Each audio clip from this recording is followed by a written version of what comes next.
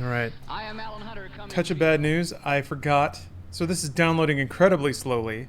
And also I updated my drivers, so that actually shut... I thought it was running in the background that whole time. But it wasn't. It actually shut down, so... That's what we get. Not playing that for another 2 hours-ish.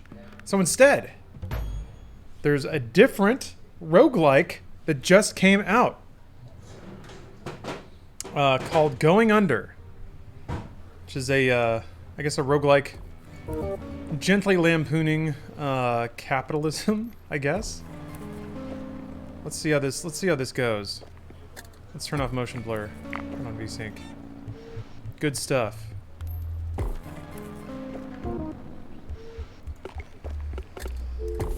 I actually know very little about this, but Welcome to the beautiful city of Neo Cascadia. Did you have a nice monorail ride? We at Cubicle would like to congratulate you on joining the ranks of over 100,000 employees hired through the Impoverished Intern Initiative. As the largest e-commerce corporation in the nation-state, we're proud to support the next generation of innovators. It might be hard to believe, but Cubicle started out as nothing more than a great idea from someone just like you. Like so many Neo-Cascadian success stories, Cubicle began as a startup. Just a couple guys in a garage with nothing but a dream and a modest cash injection. yeah, small loan of $1 million. That's why we're paying it forward. Since the inception of our company, we've acquired countless startups and provided them with funding and hard workers to help accelerate their success. I want to work for Crab. Our friendly integrated AI has assigned you as a marketing assistant at our latest member of the family, Fizzle Beverages. By inventing a sparkling water that's also a meal replacement, Fizzle cleverly Goddamn. disrupted 2 industries at once. I hate the word disruption. There's no better place for Ugh. an intern to grow than somewhere like Fizzle, where you'll never be the smartest person in the room. Yay! When you're not hard at work with Fizzle, you'll have plenty of time to experience some of the rich Pacific Northwestern culture our great city has to offer. Wow. Now, Hot San Francisco. let's go over some ground rules for your internship. First of all, never, under Or any Seattle. circumstances, explore beneath the...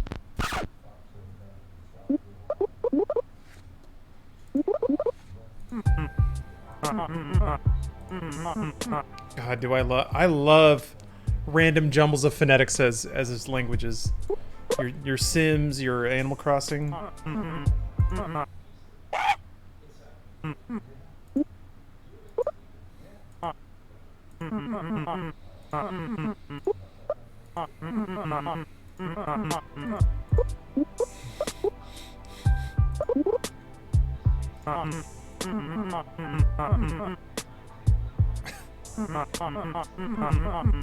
I wonder what are the monsters supposed to represent? Like burned out employees that are no longer willing to work 12-hour days and not get paid? Bitter burned out husks of ex-employees?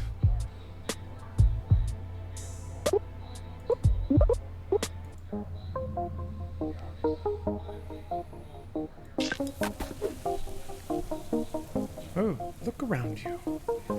Just look around you. Whoa. Whoa. I gotta admit, I wasn't expecting... Oh, I gotta turn the sensitivity way down. My mouse is on maximum sensitivity.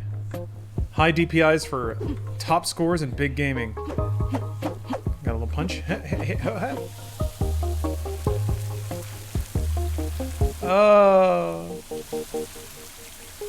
What, does it have 1,000 calories? Yeah, I guess it is a meal replacement. You only need 2 a day. Make your dreams fizzle? Oh my god! That is so on brand. Yeah, okay, you get a little... I don't have any of these yet. Yeah, use this skill more to endorse it. Oh, I can pick a mentor. Yeah!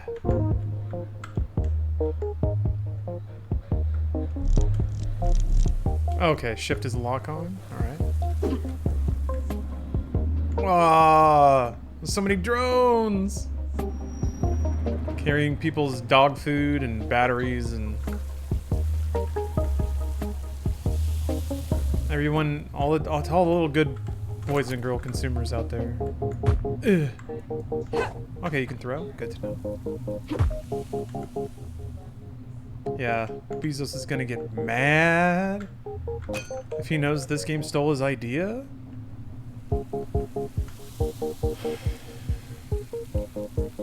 Oh, the title baited you into watching? Gotcha. I mean, it's true. There's no bait here.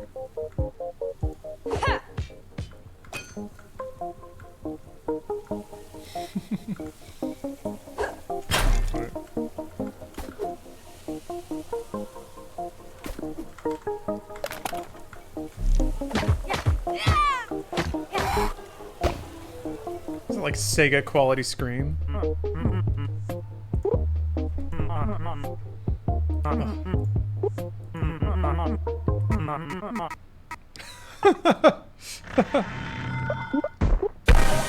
Oh, they're joblins?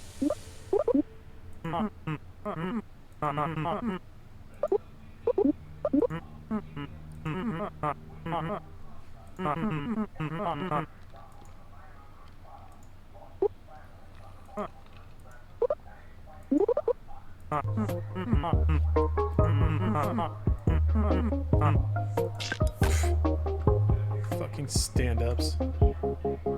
We can all clap. Everyone clap. Oh, you finished this dungeon? Nice.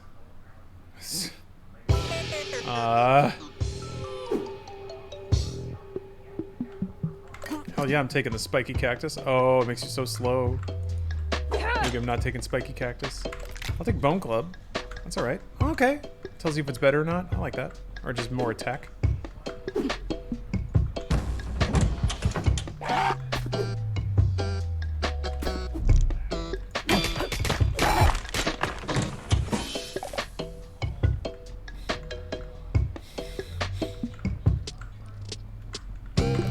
I do really like the idea of...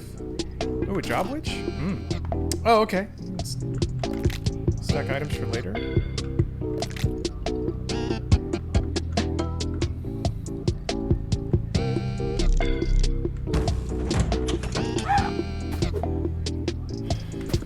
You gonna start attacking now? It's an interesting way to do camera lock on.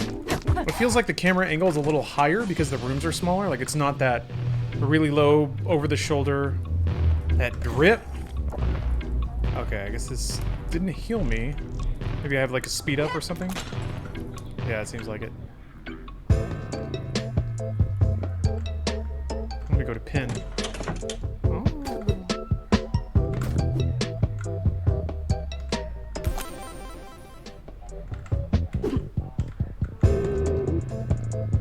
Can't aim up or down. I want a spike bat. Give me spike bat. Damn it.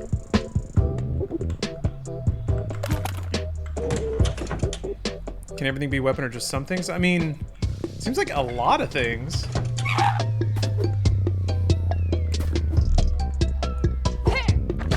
Can't throw as far. Ow.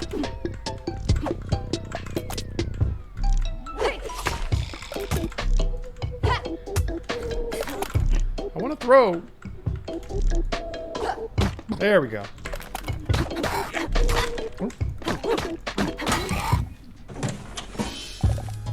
Hitting shift to dodge, which is not the best dodge. That's lock on. Have to relearn that. Or rebind it.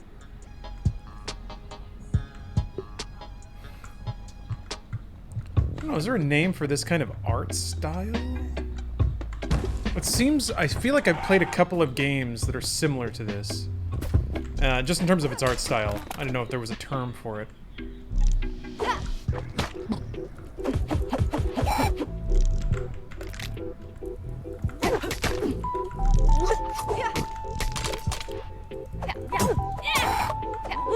I like the different weapons have different animation types and stuff. That's pretty cool. Yeah, little ooblets. A little bit of ooblets. Ooh. I like that poster. Just like the big stick arms. Kind of reminds me of Watam a little bit. Octodad. Yeah, something like Octodad. Ooh. Yeah. Yeah.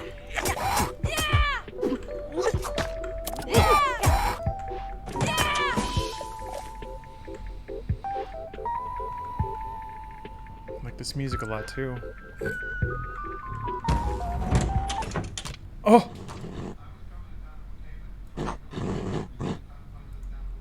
Oh yeah. Toilet seats that are sloped forward so that you can't sit on them comfortably for too long. Man. That is some corporate bullshit.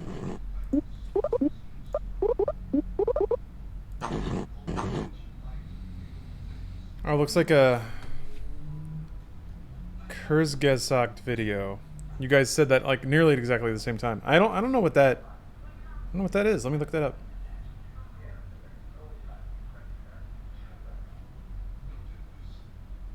Kurzgesagt. Yeah. Yeah, now that I'm peeping at it. Oh. It does look like that. That's exactly what it looks like. In a nutshell series. I don't know what that is.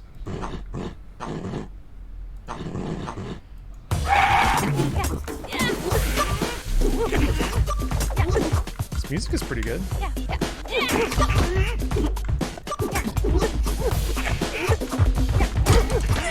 Jesus. Yeah, Death Room. It's nearly every roguelike typically has one of those. Haven't heard of them doing that to toilets, but for sure park benches and stuff, yeah. I've heard about it happening to toilets too. Okay. Explains big concept in bite-sized pieces. Fermi Paradox, Dyson Sphere. I could see why an art style like that would be good for slipping in complicated concepts around. Jacqueline Fiasco.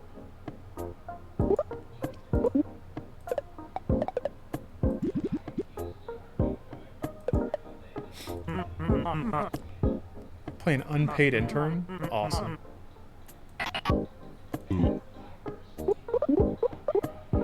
Szechuan apricot.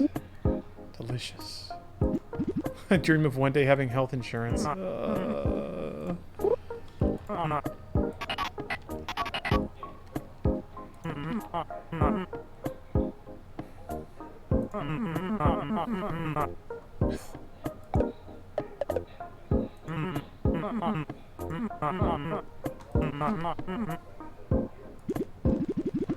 It would be pretty great if the currency of the game was exposure.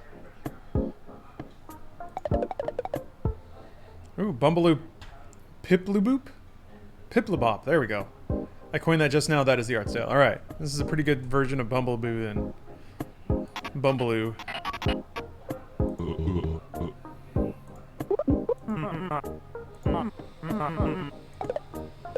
Yep, chance.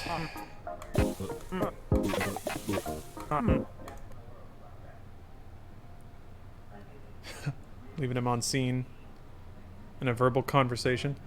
I hate this shit because it's really obvious when like CEOs read a book about being a CEO, so they always try to introduce some ritual into the all hands to promote team leadership or whatever. That's so fucking stupid. The ex-CEO of Machinima, Chad Goodstein, would do that shit. He had a lot of management techniques, and it was pretty obvious when he was doing it. Another scene. Yeah, wake up at 4 a.m. and meditate for 6 hours. Microdose. My old boss did that. I hate being managed. Like, when somebody applies some shit to me because that's just what they do, because they view their job as, like, controlling hundreds of people. You could just treat us like human beings. Yeah, flip through books. There's no chapter about that, I'm sorry.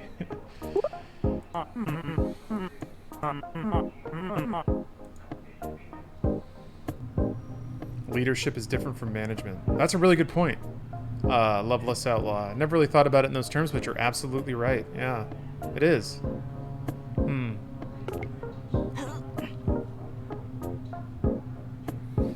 Her idle animation is just sitting down on the ground and looking at her phone. Swiping and tapping.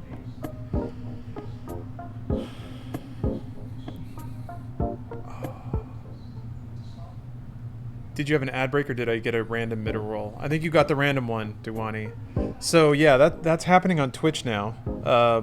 I cannot turn off ads. The only thing I can do, like subs should never see an ad. I can at least turn that on. So if you're subscribed and you see an ad, that's not good. But for people who aren't subs, Twitch will choose to run an ad at a random time unless I manually run an ad when I step away from the stream. So I asked for a little bit of feedback and people didn't seem to care too much. But would you guys prefer I slap the ad button when I step away to eat an apple or whatever to make sure it doesn't happen in the middle of streams? Or seems like people are just kind of just is what it is. Pretty appropriate to bring that up while playing this game. Jake the Cat Thief, thanks for continuing your sub. That's why streamers run ads when they go Pinot? Yeah, I think so. The problem is I don't know how many ads you have to run to make it so Twitch won't insert them automatically. I don't know. I don't know what the cutoff is. Is it only one? If you run one, it's... maybe I should read up on this a little more. You can get a bit of money from it? Oh, no. Ads are not worth anything. It's so little money that it's not worth me clicking the button. Like, it honestly is more about managing viewer experience than it is getting money for that. So... love it. It's pretty annoying overall, yeah. It is. The breaks are long enough, you might as well run them if it stops the randoms. Yeah, Cheeber, that's kind of what I was thinking. So again, if you're subbed, you're really saying is guilt-free ad blocking? That's up to you guys. I think where and how to deploy ad block is up to the individual, but the only options available to me are turning them off for subs, which I've already done, and then choosing to manually run an ad so Twitch doesn't do it for me. So yeah, I guess I'll hit the button. I'll have to add it to my overlay. But yeah, I will, I'll make a habit of doing that from now on when I step away from the stream. I'll just tap the button.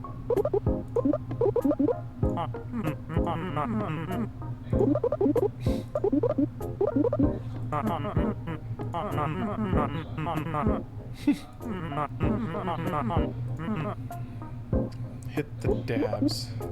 I mean, hitting a dab is different than dabbing. And it's way more fun. I'd love if they could have some sort of volume limit on their ads. Yeah, these are like regulations that TV and radio put in to place a while ago. Advertisers will do whatever the fuck they can to get your attention. And without like a dedicated audio mixer and compression hardware or multiple microphones, it's actually like individual streamers can't really master their stream audio super loud. I push it about as far as I can. It's kind of a trade-off of being loud and clear versus blowing the mic out if you decide to get a little gamer heated. So sometimes it yeah.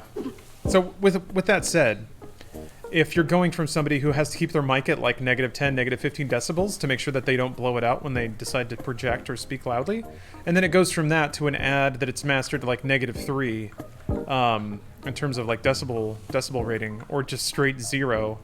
I don't know for sure, but I could certainly see a world in which Twitch doesn't really regulate or even look at the ads of the mid-rolls they're running. Then yeah, it would for sure go from like nice quiet stream to blisteringly loud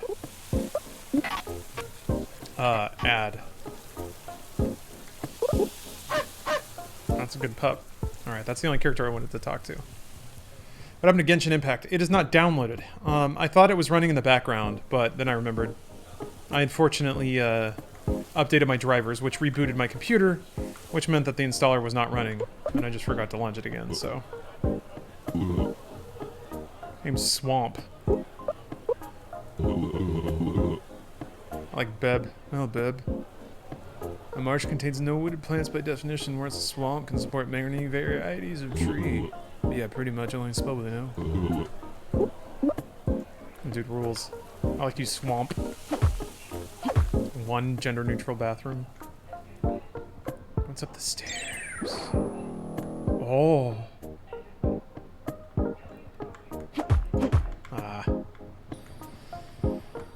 Globe. Thanks for continuing your sub.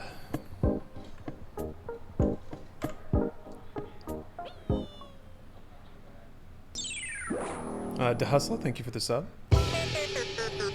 Yeah, I'm kind of curious to see what the Genshin rig out is like.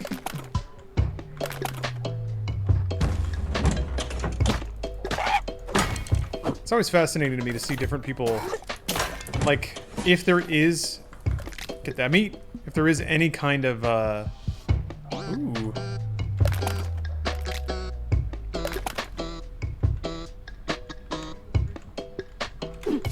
Like, any kind of attempt to, mix up the formula a little bit, or is it just going to be, you know, another gacha game? We'll see. It's honestly surprising how not shitty it is. Yeah, everyone's real primed to not like it. The typical fucking shit, man. It's got spyware. It's from China. It's gacha. Like, yeah. I guess at this point, it's just kind of in a class of games that people just really like not liking, or are really primed to not like that much. And I mean, honestly, it's like it's similarities to Breath of the Wild. Probably don't do it any favors. So we'll see. I'm excited to see if it's worth getting mad about. They already patched the spyware this morning. Oh, they did? Okay. Cubicle has your back. Bougie Cube? Oh! Okay. What game? Blasto? Yes. The PlayStation 1 game Blasto. It's back. Can you believe Blasto's back? Oh.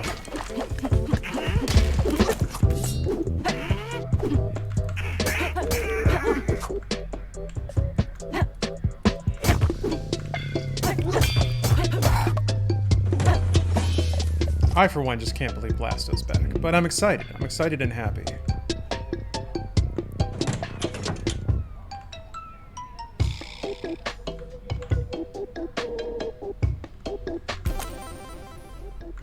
Man. the angled toilet.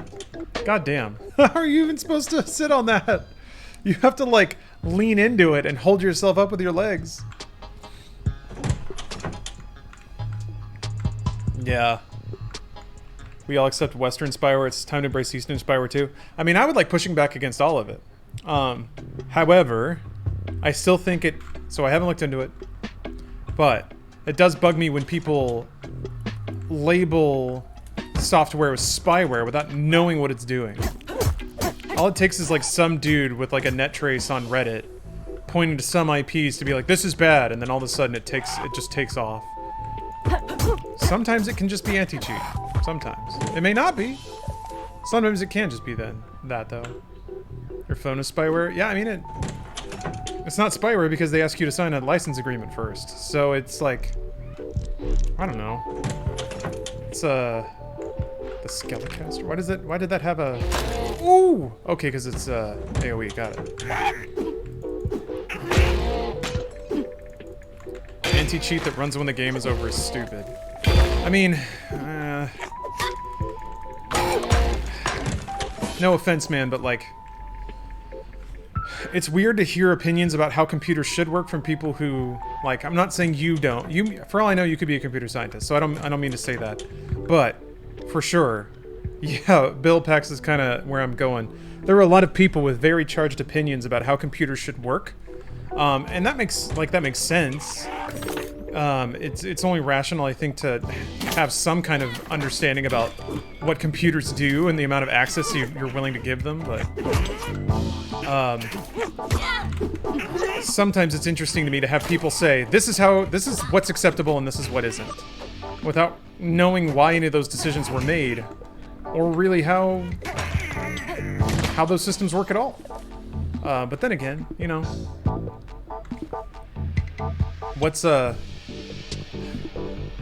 I mean, people are allowed to have opinions about stuff. I know that that's a shocking statement to make, but yeah, I think it's okay for somebody to think that something feels wrong. You don't have to like. Ooh. I think the opposite of that is implying that you should just accept everything or be complacent in your own ignorance, and that's not what I would say either. What's worse, consenting to getting spied on or not consenting? Oh, you mean like accepting the user and license agreement and telling yourself that, like, or coming to terms with that, or refusing to use the service? I don't know that there's a worse, really. I think it's just it's a judgment call to make. I guess what's in the dynamic that's odd to me.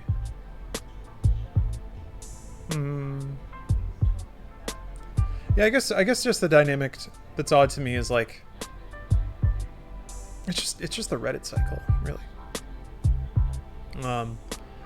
But I have to admit, at least it's a little consistent, in that at least people got mad about Doom Eternal as well. And that's a Western company, so it's not like it's pure xenophobia. I think there's people are, I guess, all of a sudden are sensitive to processes running on their computer, which is weird because, well, hold on a minute. So, I think the installer's still running. Oh, wait a minute. All right. So,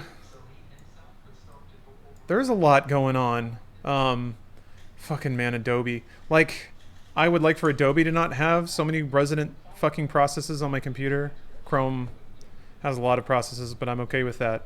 That way, if like one tab crashes, it doesn't take everything down. But like, there's so much. Why does NVIDIA need 16 containers? Presumably to launch things in, just so they have sectioned off RAM. Genuine Walrus, thanks for the sub. Every Chrome extension is a new process. Yeah, I mean, that's actually a pretty clean way to do it. That's actually better than bundling it all into one process. That's the right way to do it. But like, what the... oh, yeah, your phone. I uninstalled that, but there it is. I think the process is not listed as startup, I'm sure. But like, how many people... oh, God. I'm actually surprised they let me disable Cortana now. Good for them. How many people like complain that like have strong opinions about what should and should... Python, gross. What should and shouldn't be running on their computer, but they don't know. They don't look at Windows services. They don't look at processes. So I'm not saying this makes me smarter either. I'm not saying that at all. It just seems so like imbalanced.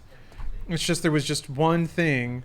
Somebody wrote a Reddit thread where they broke down this one issue in a way that made it easy to get mad about, and then now everyone's mad about it. So, again, human nature, I guess.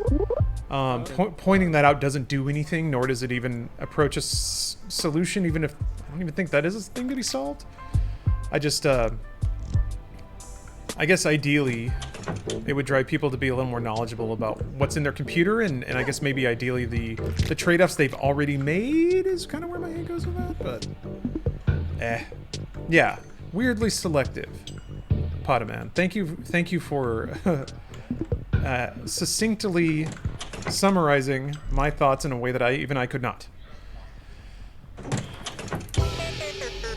You're using machine more effectively if you monitor what processes are running? Yeah, to a point. To a point. I mean, you could just go straight up Linux, you know? Because Windows runs a lot of processes. I mean, they don't do anything if you don't use them. There really is such a thing as just tombstoning something in memory.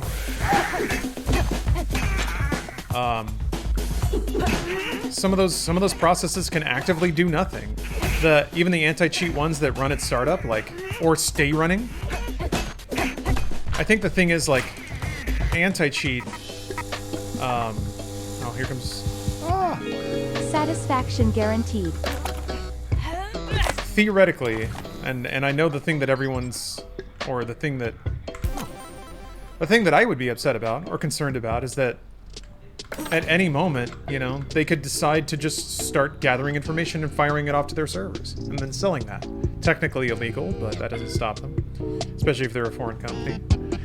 So the problem is, though, when it comes to anti-cheat, if you wait too long, she throws the item down and starts tapping on her phone. That's awesome. There's really no other way to do anti-cheat. Unless it runs before anything else and stays running the whole time, then, like, you can trick it. If you can shut it off, load something else to change the way your computer interprets inputs from the keyboard and inputs from the mouse, and then run it later, then, like, you can get it in under a layer under the anti-cheat, and then the anti-cheat doesn't see it. It presumes that those are all legitimate inputs. So, I think we're probably on the precipice of like AI-based anti-cheat, where if players just don't play in a human way, they'll get flagged. Actually, I think that's already happening. And maybe that'll make some people feel a little more secure, but what happens when there's a false positive? What if that's you? You know all the times in old CSGO lobbies where you'd accidentally beast a couple rounds and then people would vote you out? Yeah, Dutch. Okay, it's a thing already. Yeah, I thought I remembered reading about it, but I wasn't sure.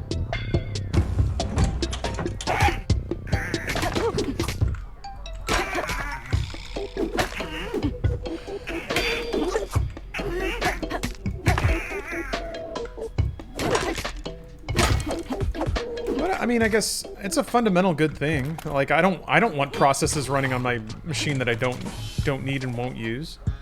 So, I do support the I do support the, you know, I support the philosophy of trying to make processes more clean. Like, when I run you, I'm running you. When I'm not running you, you're not on my machine at all. That's clean. I don't know how practical it is, but it's clean for sure.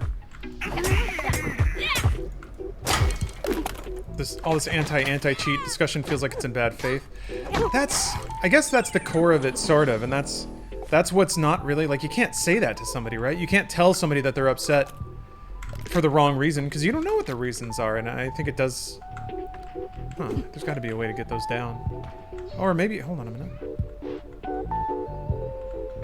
I think the skull... Oh wait, Bone Club has... Wait, what? Why does Bone Club have a smart Bone Club? Why is it smart? Maybe it does more damage or something. Anti-cheat is pro-cheat? Run PMC, thanks for the Prime sub. Damn, that's a good name. I work at an ISP as a tech agent, so I remote into clients' PCs, and the amount of garbage I have seen, enough to rip my eyes out. Yeah. Yeah. So I guess it's only fair to take it on faith that the people who are a bit skeezed out by low-level anti-cheat resident software in their computers are a little more savvy about what's going on their computers.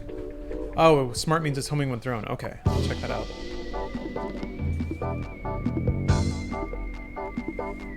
Someone I know who's big against those anti-cheat stuff has multiple VAC bans for cheating. Really? Man, I never once considered that people who get pissed off about anti-cheat want to argue against it because they like cheating. I had never once even considered that would be a motivation for people, but I mean, why not? Literally everything else in life goes that way. People invent false pretenses to argue in favor of something that they want, not something that they think is going to be universally good or better for anyone. No. Cheats make everything better. They do. What happened to Hades? I beat his ass. I beat him up. And it was good, and everyone clapped. In theory, in the most benign sense, spyware can be a good thing if an algorithm can learn exactly what you want and give it to you.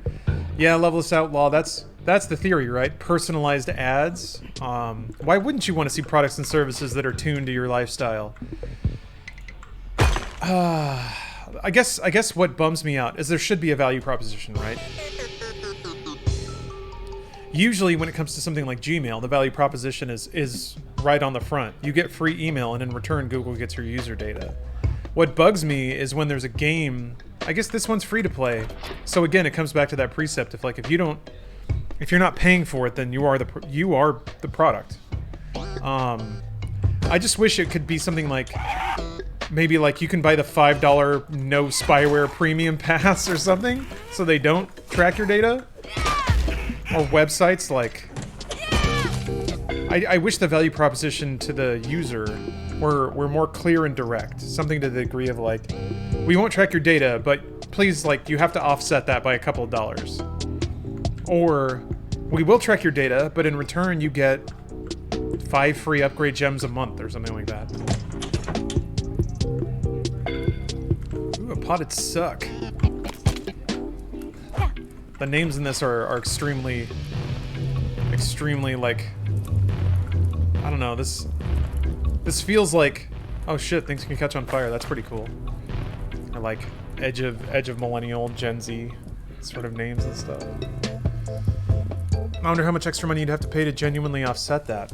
Per person, I don't know. There have been some valuations of exactly how many dollars and cents your like data is worth, but oh, it's a Dracula. Hello, the Entrepreneur. Oh my God. Would you like to invest in my business? So good. Of course, he's got a fucking 80s sports car. God. Blah. I love. The best Draculas are the ones that go blah. I don't know why they do that. I'm so, man.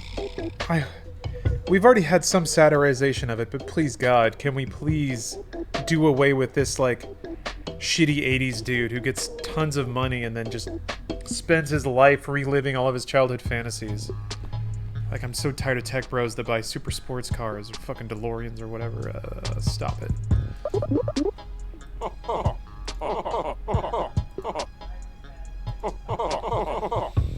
That dude does kind of look like me. I'm more well-shaven, though.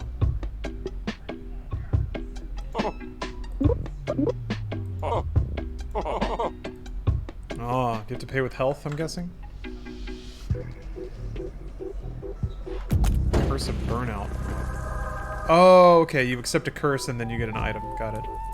Hey, what? Ow! What? What hurt me? Was I stepping on a... What is going... Oh, if I don't move, then I get hurt. Got it. Got it. Took me a minute. I'm there now. Ooh. Oh, the little vamp emoticon on the map's pretty great too.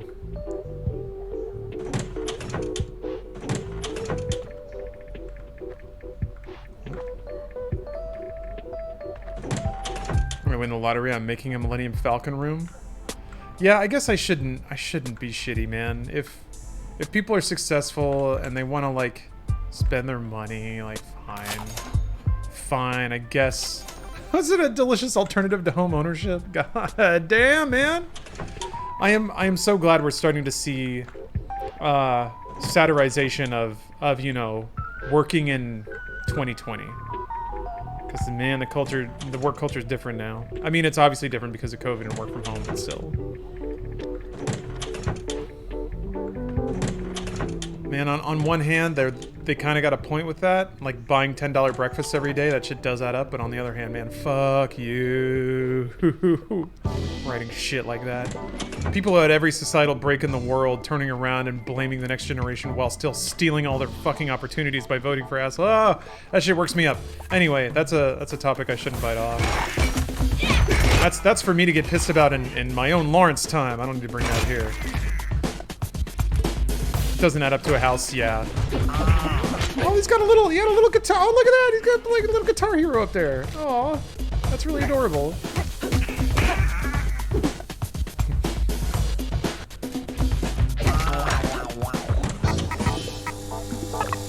Oh, he's missing all these notes now. Delivery for Jack Welling.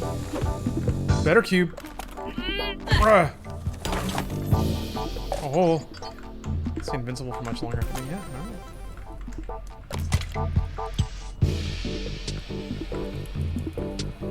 You can go 30 days or so without eating, try harder. Yeah, lazy millennials. How can you be old, right? And describe a young generation as lazy and broken and shitty, and how you did it all and they don't do it? How can you say that out loud and not realize you've just become a joke, right? Now, there will come a day. There will come a day when all of us want to say that. I promise you it's going to happen. It may already have. If you saw a kid flossing at a Fortnite concert and you were like, oh, what an asshole. Like, congratulations, you took your first step into being old. It happens. But you gotta fight it, man. You can't just sit there and just be a living stereotype of an old dickwad. Sometimes people are the stereotype, and there's so much the stereotype that I'm amazed they don't realize it while they're saying it. Won't live that long, yeah.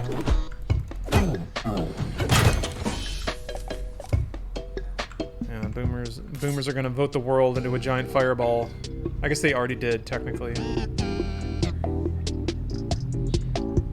Although I guess kids don't vote, so you know, whatever. It's all part of a fun system. Entry-level caffeination. Entry-level caffeination. Coffee is for closers, after all. I'm just jealous I can't work from home. Society needs people who go out and do stuff. Yeah, it sure does. Or does it? I mean, we're in, like, post-truth and all that. I think we're kind of entering a... We're gradually tiptoeing to a world where we all live in our own heads. Quite literally. Worlds of our own making. Got a little car? A little ride-sharing guy? That puts down a pin where they're gonna go! Holy crap! That's adorable! Oh, oh, that's too good.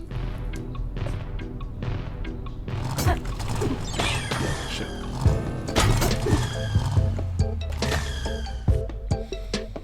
Grouse Chimp. Thanks for the Prime sub.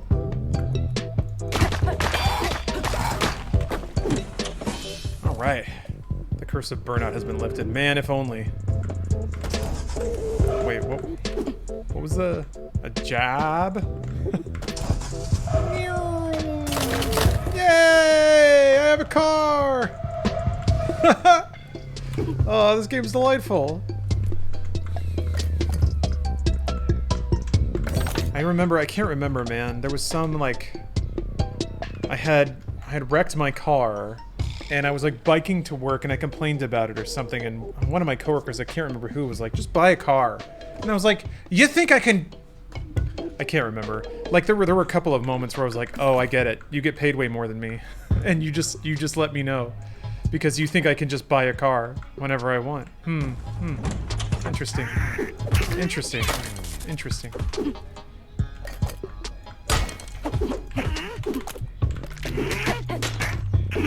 Yeah, right? You're not allowed to say something like that unless you're offering to make, like, a down payment for somebody. Just spend $40,000 on a car, asshole! So I don't have to listen to you complain about almost getting murdered by LA drivers. Don't you understand that your near-death experience is an inconvenience to me to hear right now? Jeez. You have perspective. I mean... I like to think so, but perspective is such a relative thing. I get gut checked every so often, man. I'll be complaining about shit on Twitter, and then somebody will DM me being like, "Hey, I don't live in America, and you know you have a place to sleep and some food," and I'm like, "I know, dude. I know it gets worse other places. I can't like."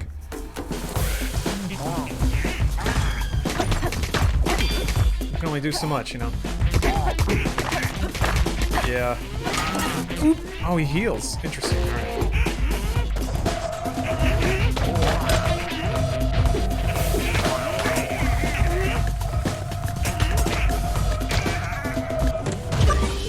Oh, it explodes. Oh, okay. Oof. I'm gonna need some more coffee.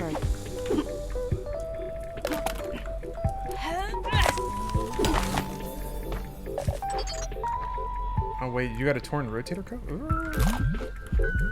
Makes you feel any better. 860,000 people have already voted for the election thus far. At this time of year in 2016, there were only about 10,000 who had voted by now. Makes you feel a little bit better.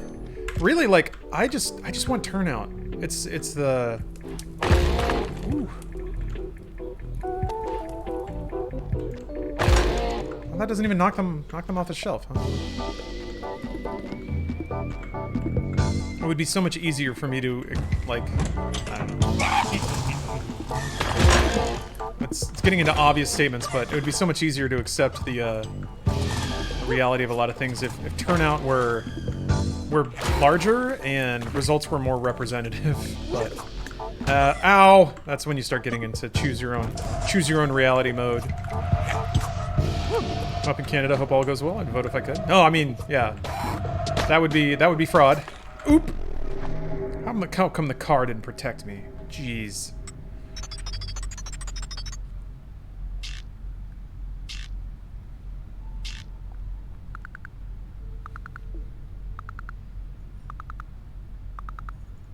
That's kind of neat. So each individual skill levels up. That's kind of how you get the difficulty curve evens out. So I've got my ballot in the mail. I'm just gonna run and grab it if I don't get one. Yeah. There's that. There's provisional ballots. I don't like to make generalizations based on geographical locations. Yeah, staying away from generalizations in general is typically a good idea. I could do better about that.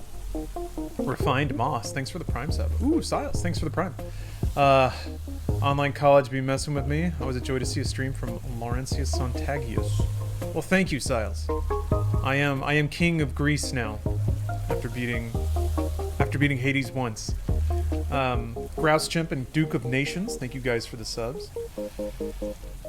My political class teacher said the average voter turnout for presidential is about 40%. Yeah, and that's high for the United States.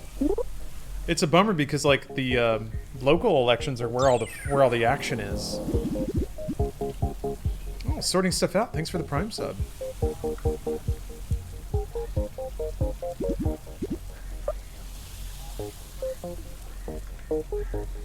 This interestingly does have, I mean, in no way was this intentional, but kind of similar vibe to Hades, where you do your run and then you're dumped back into an arena or like a receiving area where you can go talk to NPCs. I mean, yeah.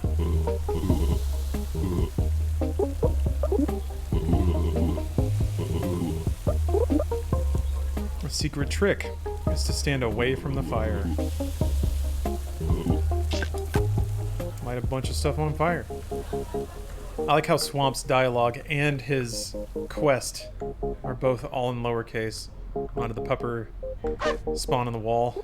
Yeah, it looks like it.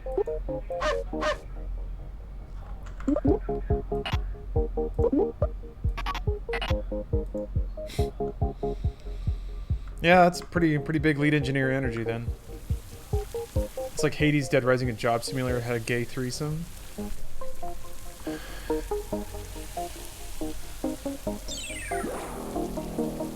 I'm dissecting this question before I ask it.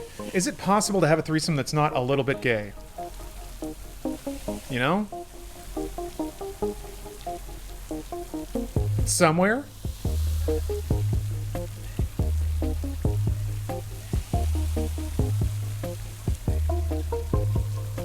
I'm really trying to math this out now. And I'm not operating on like yeah, define gay for sure.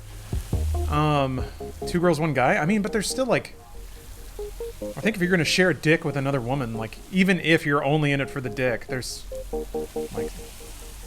still got to be a shade there, right? Depends on who is being asked in the group and the makeup of the group. Yeah, lesbians are still gay. What about non-binary? Yeah, I don't know if gay qualifies. One of them have to be gender neutral. But even still, like, if it's...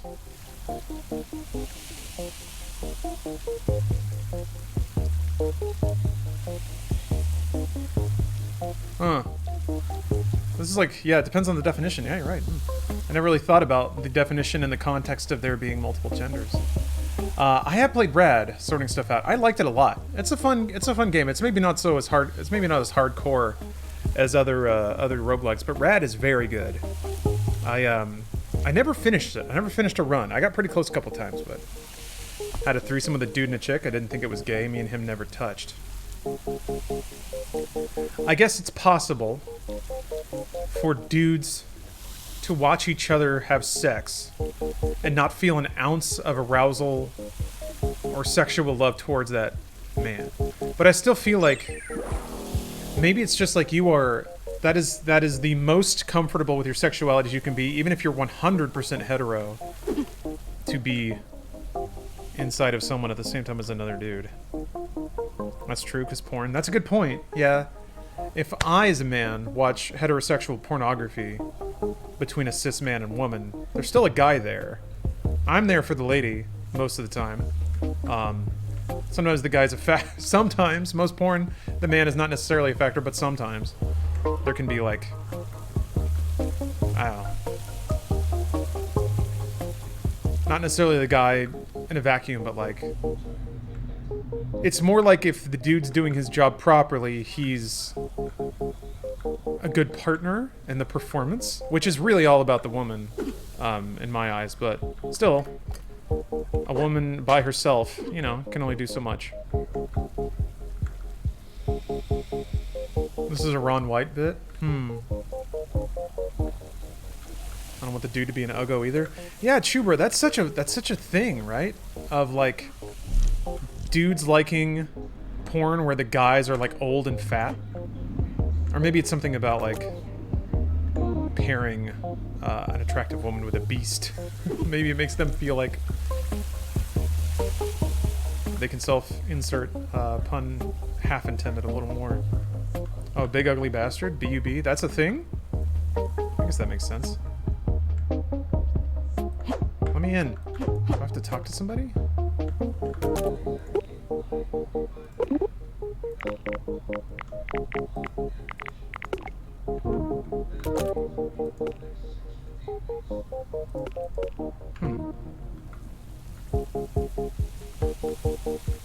Got any favorite porn stars? Not really, no. Kind of enjoy the variety. There's so much porn on the internet, you can basically see something new every time. So, thank you guys for the sub hype, by the way. Kitsune, thank you for the sub. 9 months, you should have the pleasure of naming the Twitch baby. I named the baby Twitch. That's true. Last name Twitch, so Twitch. 666 swag YOLO 420. Thank you for the sub.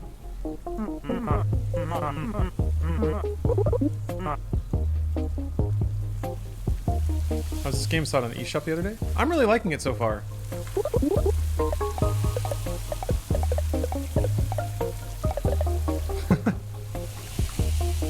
Is there a check there? What? Oh.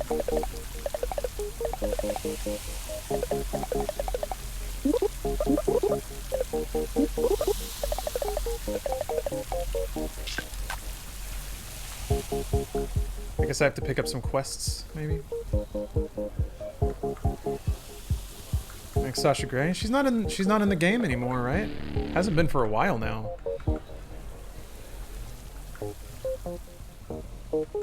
But I guess if you enjoy the classics. She's on Twitch? Yeah, I'm aware. Everyone, like, I don't know. There's always that, like, giggling second grade factor around it. I'm just like, yeah, alright. Yes, she's a streamer. Probably a pretty good move, man. Playing video games all day is the best. Whoops.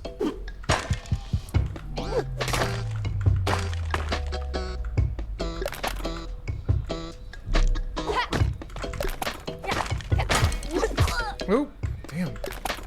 Those attacks come quick. Maybe not as quick. Oh, there's a little tell there. Honestly, liked OnlyFans because I could pick how much I wanted to spend on porn. Yeah, OnlyFans is really interesting. Really changes the power dynamic, which is pretty nice. I mean, shoot. You could literalize the difference, really. Like, for the past 10 years? Oh my gosh, they're playing solitaire. For the past 10 years, I made YouTube media for networks that pocketed 95% of the money that I earned off that stuff. And now, since I'm on Twitch, I can go direct to the audience, and the money exchange doesn't have a third party in the middle, skimming a lot of money off of it. And I guess I can't... Joblin of all trades, master of none. I obviously can't comment about the services or work opportunities afforded to people in the adult entertainment industry, but like, it just seems like it's a much more clean arrangement of like performer/personality relationship to people consuming that entertainment. And when there's like just few third parties in the middle, the money's a lot more direct, the money's a lot better for most people involved. I guess except for the people who like convince other people that a network is worth joining or whatever, but it just seemed like it was such a grift.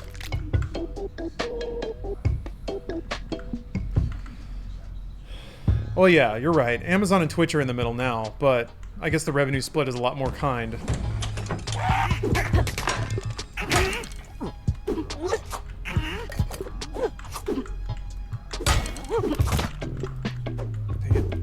Hey! What happened to Genshin Impact? My computer rebooted because I installed new drivers. The installer stopped running and I assumed it was still running. And the installer's really slow, so it's not installed right now.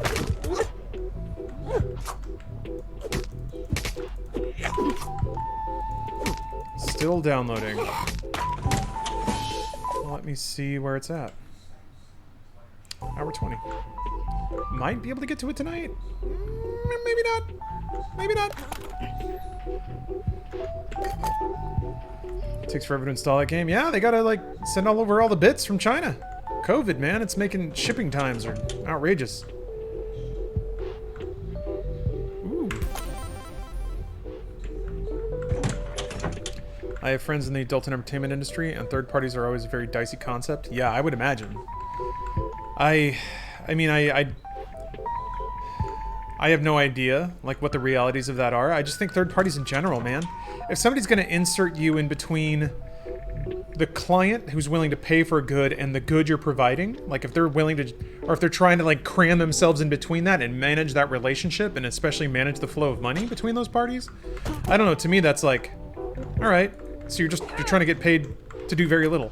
And, like, the arrangement is always put me there, give me the money, and then I'll prove to you why I should be there. It's so absurd. I never understood that. You have to, like, sign away everything first before people will even, like, work with you or give you services. So dumb. So dumb, man. The older I get, the more I'm like, no. Like, you... Every contract has a termination clause. 30 days notice by me. And if it doesn't have that, we're not doing business together. This perpetuity shit, get out of here. I've had a couple of people like approach me to be in their networks or whatever since going independent, and like just skimming the contract, and I'm like, man, fuck off. Fuck off.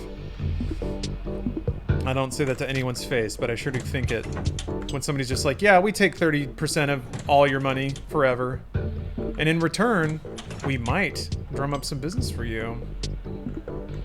Or we'll just leave it to a clock because we have all the money.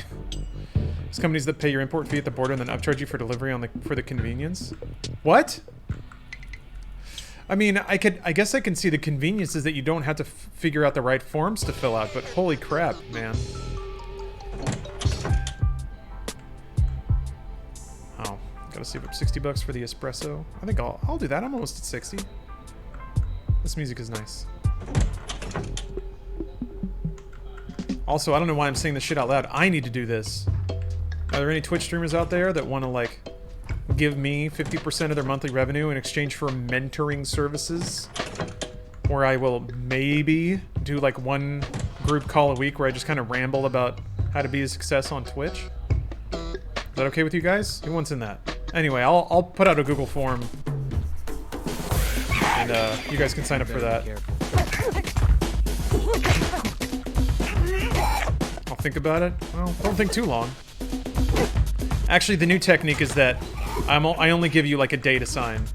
It's so silly how like, and it's unfortunate because it's all the oldest tricks in the book. But the people who run networks and try to push kids into signing away their revenue, I'll pull that like car salesman junk. To drop a golden... I don't do this for everybody, but I'm doing it for you because I believe in you and I believe in us, and we're going to do some great business together. But we got some other people who are about to sign, and you know, we can only sign one person this week.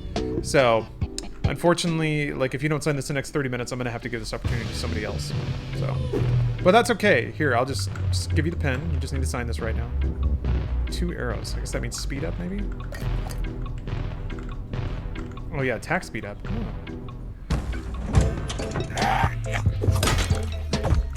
You think Disney could have gotten away with Black Widow being $30 instead of starting off from Milan as president? I mean, they could still do that. Are you kidding me?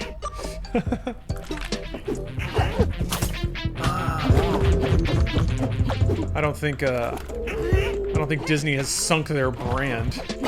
Ah, definitely not the MCU, man. Like, almost based entirely on the fact that some people liked Marvel's Avengers, the game. There's still so much clout in Avengers that, nah, it's fine. It's fine. Mulan did not change a thing. So, whenever Black Widow comes out, I'm sure, like, 30 is probably their market research, like dollar amount for what a family would be willing to pay. But like what it was delayed to May, so now it won't be. What do you mean? Won't be $30? I can see the attraction of joining a network if you're just getting started because of how hard it can be to get any viewers to begin with. But it seems like the end goal would be to have the end goal would have to be what you did, build up a fan base and go solo. I guess that's true, yeah. And in that regard, like, then a network needs to provide marketing. But it's not in the network's interest. Oh, it's not in every shop. Aw. It's not in the network's interest to promote you.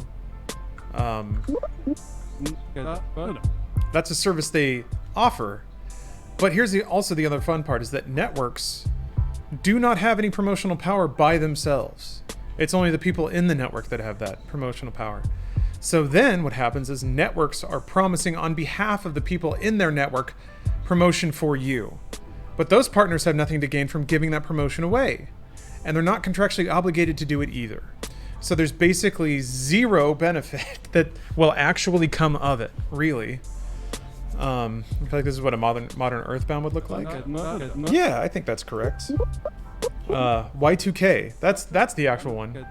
Oh man, I gotta play that game. Y2K is one of those games I was like, oh boy, that's some trash. I gotta get into that. That and The Quiet Man. Oh, that makes sense. I haven't done anything in the entertainment industry. I'm an IT nerd. This is just the dynamic that I see. I wouldn't even consider, like, I'm not an expert at it. Just what my eyeballs take in. What? Oh boy. I don't even know what I got hit by. Failed to meet expectations.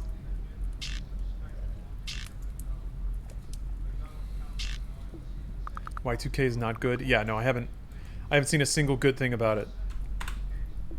What is The Quiet Man? Sounds like something I would like. It is a live action or an FMV / beat 'em up hybrid where you play as someone who is deaf and mute. But it's got these like creepy transitions between live action and battle sequences, and then the like going from the live action person to the game looks really rough. The piece de resistance is that they made the game sound like you're deaf, which makes no sense. So like all the audio is super muted and fuzzed out because I guess, is he deaf? I thought he was just mute. I mean, they changed the audio to make it sound like he's deaf. So if he's not, then they don't even understand what that means. The VTuber network HoloLive seems to be doing a decent job of being a middleman. Their talent gain 100k subs right after debut. That's also scary. That's like Ponzi scheme territory when you sign to a network and you instantly shoot up popularity.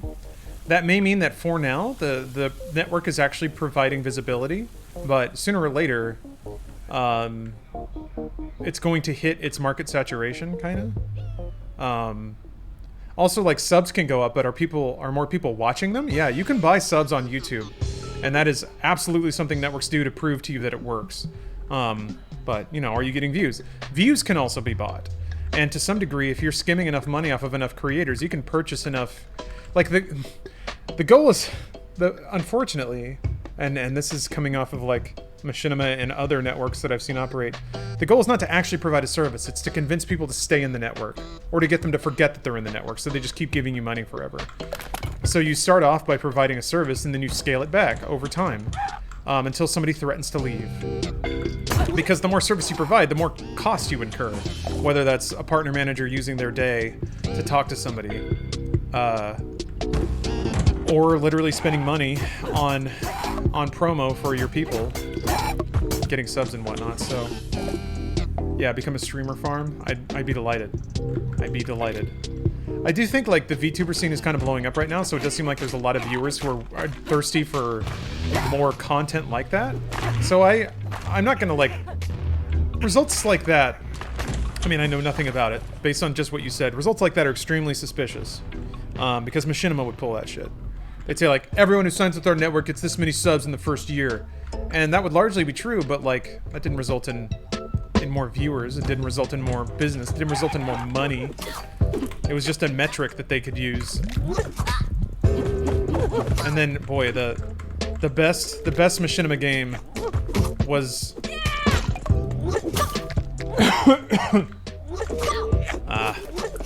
The best machinima game was doing a sponsor deal, guaranteeing a certain amount of views for it, cutting money from the production so you could pocket all the money for the deal, putting out a really garbage video nobody wanted to see, and then just buying the views up to the count. And then like the people who bought the video didn't watch it because they didn't know or watch YouTube content. You got to show them the metrics that proved it was a success, and then you shortchange the budget so you get to pocket the rest of the money. Oh, another meeting? Ooh, look at this guy. Of course, he's wearing a blazer and shorts. God.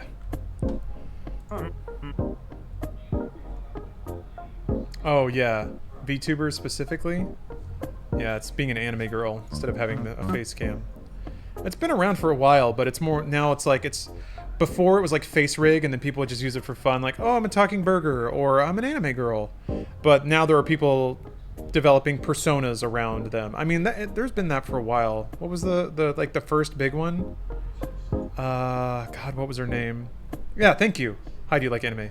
Kazuna AI, or Kazuna I, was, I just realized the wordplay there. Yeah. It's weird to me that there wasn't such an explosion around Kazuna. I mean, Kazuna found an audience, but, yeah, now it's... Oh, Ross from Game Grumps is doing the VTuber stuff? Did they... Yeah, VTubers creep me out, especially when they act like anime characters. Yep. I mean, shit, man. It's going back to that you get to choose your reality thing. If you want to live in a world where animes play video games all day and they giggle and flirt with you, then that's where you get to choose to live. Not a bad thing. I watch a female streamer uses a virtual avatar when she doesn't want to put in the effort to being hot. Like, I mean, that's... for real, like, I've considered once, if, you know, if I get visibly old and face is falling apart or whatever, hair falls out, there's going to be a day when, like, my voice works and my brain works, but the way I look will not be an attractive element anymore. VTubing, baby. Then again, you know, 20 years from now, we'll see. That's probably, the game will probably be completely different.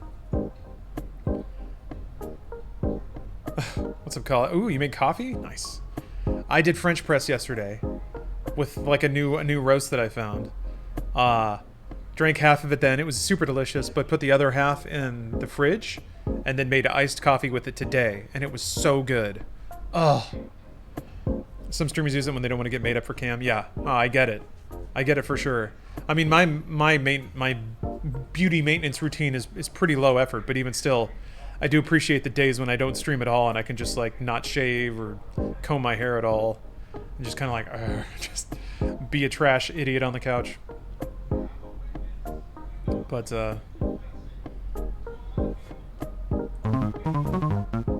smart office. I hate this guy. Oh, we got an AI cube now.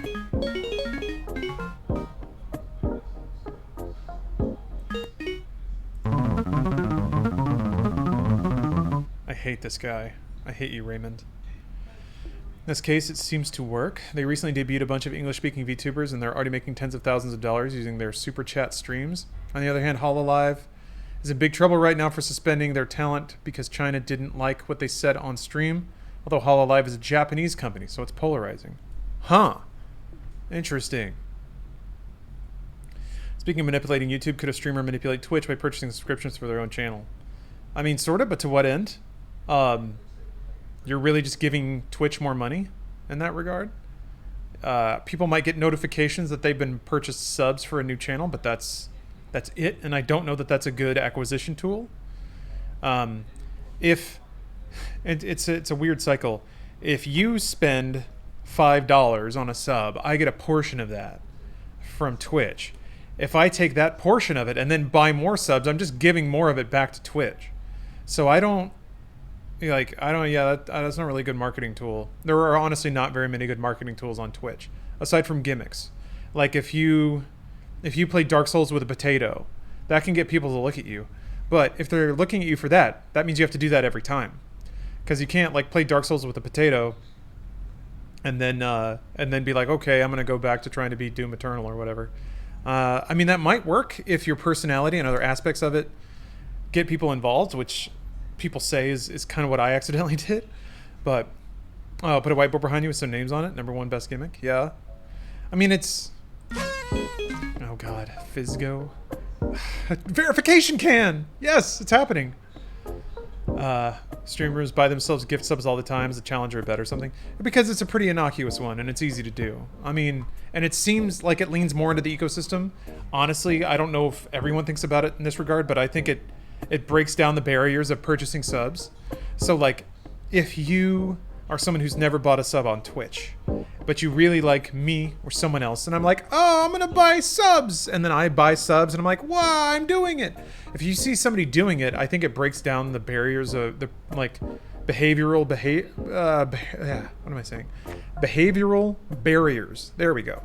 You see this happen in mobile apps all the time. All the time. How many mobile apps have you played where in the first 30 minutes they make you go into the store and buy the thing they gave you the credits to do? I don't think it's quite that insidious with streamers. I think it's just, you know, it can be just fun. And it's finally just fun. Especially if you have stupid sub alerts. Making those fire off can be something stupid for people. But I think there is that aspect of it too. If you base your stream's culture around buying gift subs and you feed into that by doing it yourself, you're really just encouraging your audience to do it too, which is probably what you want to do as a Twitch producer. I am blessed that I don't like hype trains. Yeah, sure.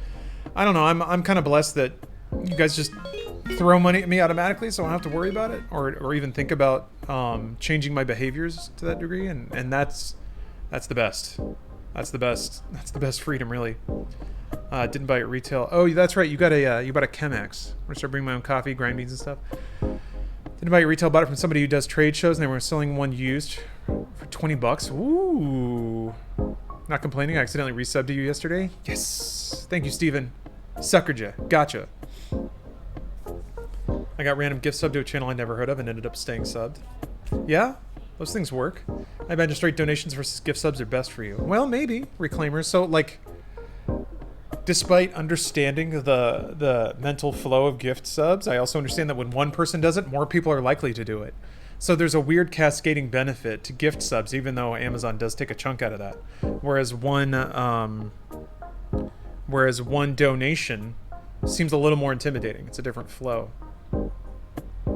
Do we know if there are stats that show how many gifted subs resub the next month? Not directly, I think. I don't know that specific statistic is given to you that cleanly. However, if you look at, like, Twitch, I think does, or I know for a fact, Twitch plots revenue from gifted subs, revenue from normal subs. So you could just track those two things and see if they grow linearly together. I don't think the mods have said anything because you don't say anything about it, but you should push your merch more. I don't think it's worth pushing right now. If I invest, like, to me, it's a circular problem. I could invest more time into it and get more designs and stuff like that. And then push it. It's just two shirts. I mean, again, this also butts into my personality traits of not wanting to self-promo very much. Can you post up some more reviews of games you're playing? I mean, sure. That's kind of the thing. There's only so many hours in the day. Chris Flowers, thank you for the sub. Oh, you point again. Like, I don't know, basing it around merch, I could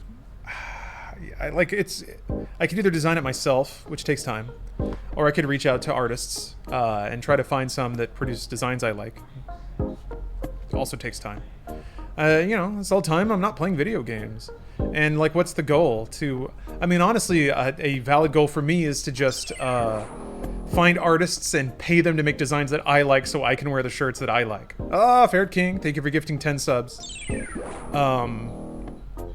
Thank you very much. Thank you for loading us up with the sub alert. That's delightful. Like,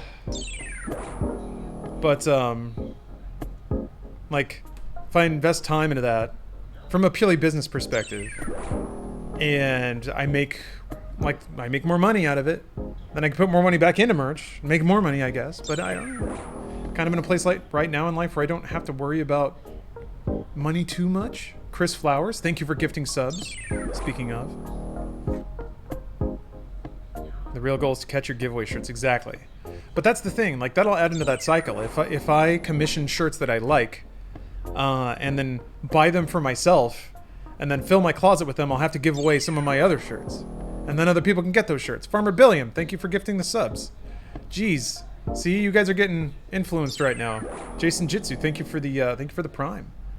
Gifted my 30-day prepaid self-sub token to you. Yes! Thank you for paying into the stream zone. But Farmer, thank you for gifting 5 subs. Man, see? 10, 5, 5. You guys are throwing around a lot of money. What is this tactic and how is it working? I don't think... there are dynamics that I'm aware of that I don't want to... watch Clown Car Pussy. What's clowncore? I mean, aside from the best music ever. I've often wondered if I decided to like start pulling every marketing trigger I can think of in terms of like explicitly doing things to grow on Twitch, explicitly doing things to try to push people mentally into spending more money or giving more subs or anything like that. Like, where would the needles go? It's interesting to think about, but I've spent so long pushing needles for other people. It's weird that now that I'm in that place of doing it for myself, I'm kind of burnt out on the concept. Also, that could have been interpreted another way. With all the hella dope 10xers on this team, I'm 200% sure you can crush this without breaking a sweat. What the hell is a 10xer? I think I hate that phrase already. Hey, what's up, Pop-Tart? I'm gonna have to Google that, and I don't like that. Like work 10 hours a day? Is that what that means? 10x engineer? What's a 10x engineer?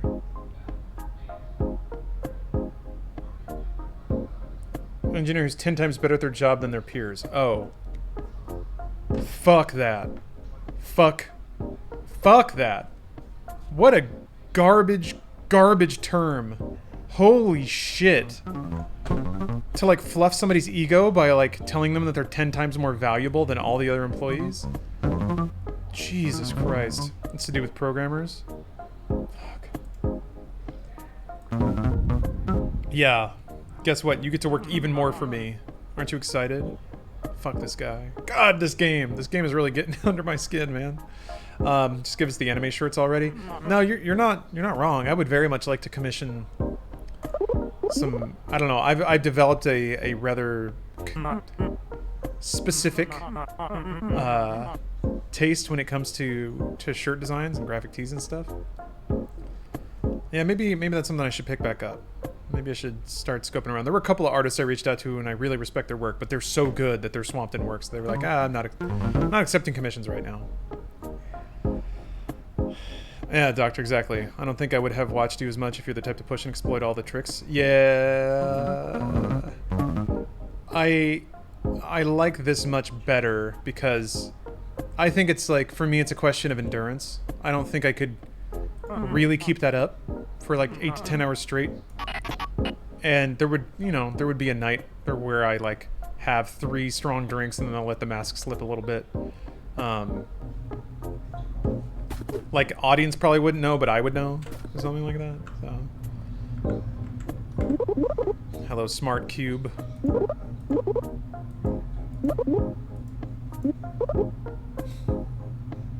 Smart Cube isn't even going to talk to me. I do like the flat texture on it, though. I've always loved that technique of like perspective locked textures.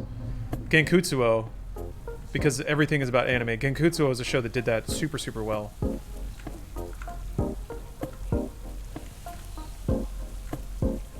Oh, you can buy new items. All right. Alright. New skills, anyway. Yeah, okay. Yep. Sorry, Odorless. I am not Adam. Yeah, it was the Count of Monte Cristo remake, which was a really good show. One of the few shows that like earns the distinction of just being good television. Like doesn't have to be anime. If you were the type of streamer, or if you were that type of streamer, I bet you'd end up snapping. Also excited for the big titty Law Dog shirts. Man, I need to make a variant of those big dog shirts from the 90s, except it's big anime titties instead. I prefer my marketing to be subversive and insidious. Twitch marketing is a bit heavy-handed at times. Subversive and insidious, unfortunately, doesn't work on most people. Yeah, Chris, Count of Monte Cristo anime, Gankutsuo. I mean, the subtitle is Count of Monte Cristo. Also, if you just Google Count of Monte Cristo anime, I'm sure it'll come up. Because Gankutsuo is a weird word. So I wouldn't blame anybody for not knowing how to spell that outright. Get that drip. Hold on, I gotta throw some shit on this fire. You can't aim it up or down, which is kind of weird. Oh, you can't really like pick up or drop items either. I don't think. Can you drop items? Sort of. You have to have a full inventory. Is there an actual end you can reach, or does it just go until you die? Yeah, I mean, most roguelikes do have an end, or a last boss, but then they usually give you a reason to keep playing past that. Oh yeah, Pop-Tart. These, the names and items in this game are fantastic. Got overdrawn to a Twitch subscription, so I just stopped completely. I am very sorry to hear that, man. That's real shitty. I can see that happening, though. God, sometimes when people, like, gift a lot of subs, I have nightmares about that. How, like, in 3 weeks, they're gonna overdraw. Not because of gifting. Like, gifting is a one-time purchase, but still. I'm always like, ugh. Somebody's not gonna eat at the end of the month because they decided in a euphoric fit to throw money at me.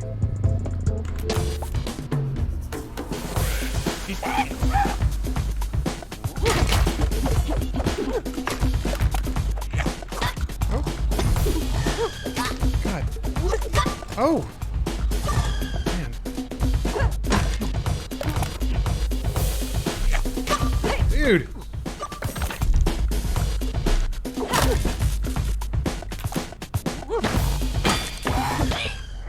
That was fast. That was very fast, jeez. I'm definitely the person at work that doesn't do the try, put on all the makeup and things will get me head. No makeup, more hippie clothes, less done up, but I'm also brown. Not many of us in our org, yeah. It's gonna be a fun trade-off. I don't know, playing the game is a thing. I can't tell you how many times I've seen opportunity come to people that are physically fit and well-dressed. That's part of it. That's part of the game. Winky Dink. Oh, okay, so the different dungeons are different startups? Your autonomy in the workplace has never been higher.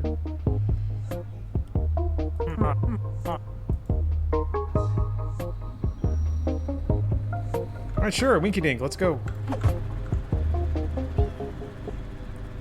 Did kill Hades, yes. I did finish it. Oh, look at that background, that's really cute. Ooh, saucy. Oh, the little heart chairs. Ah, the decorations are different too. Oh man, a shuffle pillow? Shit, man. Some of this stuff's actually really cute. What is this an app for? It's like the sexy dungeon. Oh man, those windows are sexy as hell. Oh my god, they have body pillows! The little nerds have body pillows! They're flying!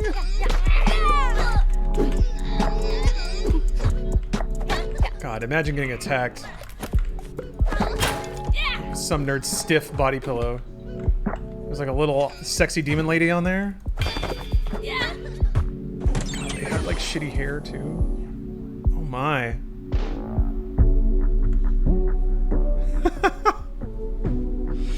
Oh, that's incredible. Yeah, eggplant lights. I didn't even... Speak no evil. It's just an outright censored poster, just completely mosaiced out. These windows are horny as shit, man. All I see is butts and boobs. Actually, it kind of looks like it's like a bikini top, or it's like a bikini in general.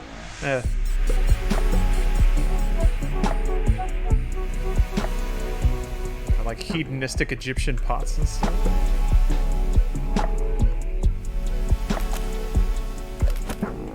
Did you design this level?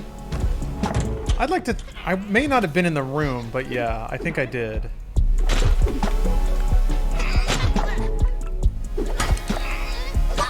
Damn it. God, I'm already...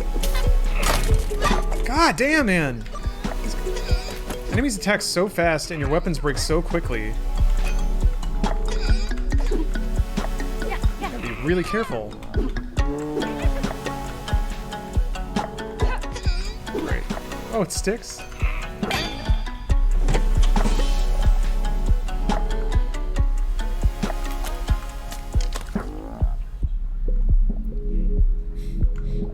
I guess it's supposed to be like a... Oh, first sprite? God, that's really cute. This is a dating app then, huh? I guess lube gun.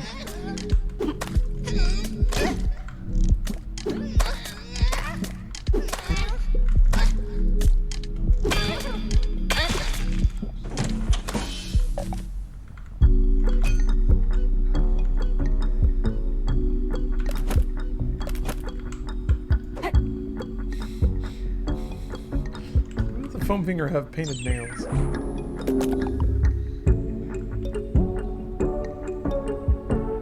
Oh. Oh, okay. Oh, it's speed up. Alright. Makes sense.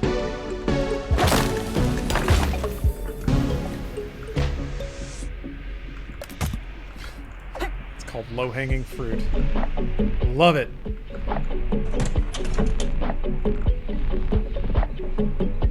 Ooh, you got a wink? I will accept this wink. Ghosted! Oh! Aw. The good boy got me.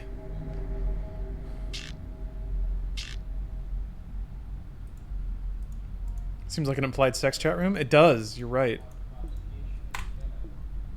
A match on the app. That's so good.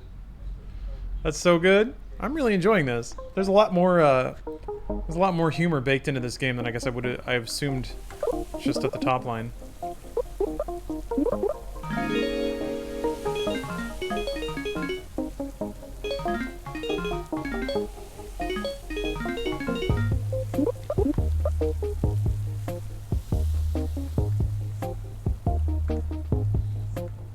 I got shark pomegranate. I guess that's sriracha apricot, yeah. And then peppers. Just pepper. Fizzy pepper drink. Ugh. Shrimp and avocado. Electric potato. Soft serve. Sour cream. Like how you can't go into the coffee shop.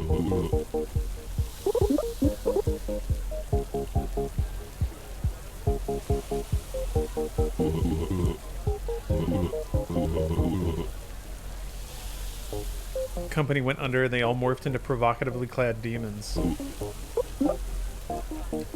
I am reading into it a bit much because I kind of consider myself in this life state right now, but I do enjoy that the enemies of the game are all just burned out young employees. Just employees that were chewed up by the app creation machine, by the startup culture, their work absorbed by rich assholes who drive around in DeLoreans. Yeah, the dungeons are failed startups, or they're apps. I think the dungeons are apps that were acquired by Fizzle, which is like apps have their surge of popularity, they get acquired. The app was never real in the first place, and all the numbers are fake. And then the investors and the owners make out with all the cash, and who's left? The people who actually worked for the company and thought it wasn't a giant game. That may be Machinima. And a million other startups. It's so comforting to be able to say whatever I want about Machinima, given that the company's dead and gone. At least I can get that off my chest. I gotta stop making leading statements like that. Remember when apps were new and everyone was making them? Yeah, it was the same as the dot-com bubble in the 90s. Actually, I guess the dot-com bubble was the first visitation of this BS. Maybe. Maybe the Japanese tech boom in the 80s?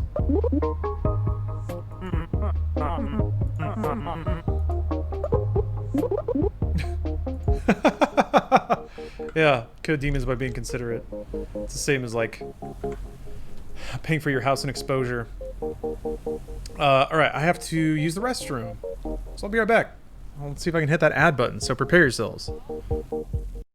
Alright, so I hit the button. 60-second ad break. Excuse me. Hit a 60-second ad break, and then Twitch said, congratulations, you won't get mid-roll ads for 21 minutes. So that's not enough. It's...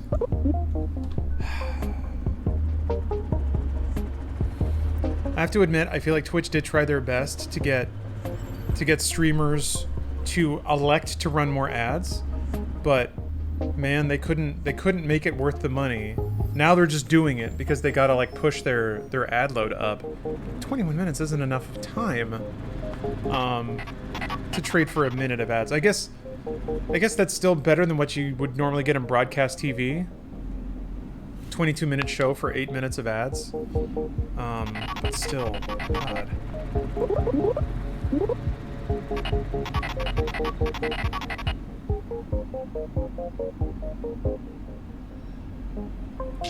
Awesome. Cars there ranting about how we're being monitored by the government. I love it.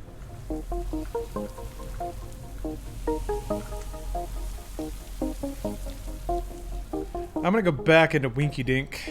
I'm into this. Any productivity jokes yet? Several? Oh, the humor baked into this game is actually pretty great. I'm enjoying it so far. It's a little more up to date than a lot of like modern workplace humor, I think. Okay, you can't roll with heavy things. God! Like, you can barely pick something up and throw it before they're already hitting you again. I'm trying my best to not get... Okay. Trying my best to not just take out oodles of damage. A match made in heck. I don't know what it does. What do you do? Maybe it like charms enemies or something?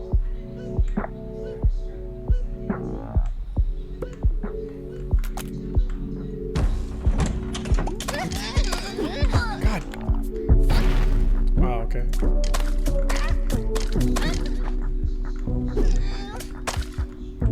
Oh my gosh, it's a little blob emoji man! Got a little phone inside of him.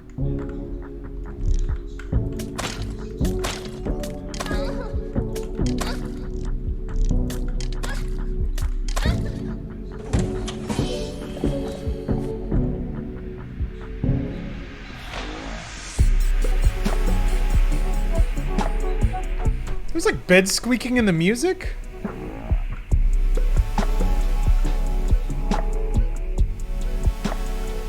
Oh, this is so amazing. Can I set on fire? Aw. Well, that works, I guess.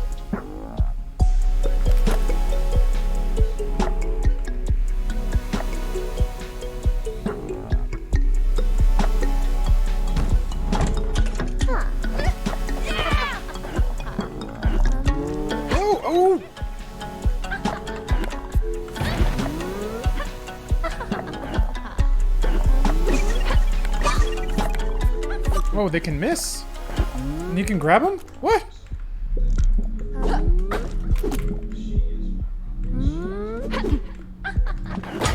God. Oh.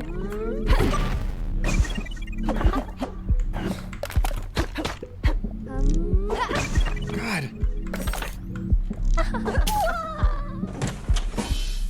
These heart tables are pretty good.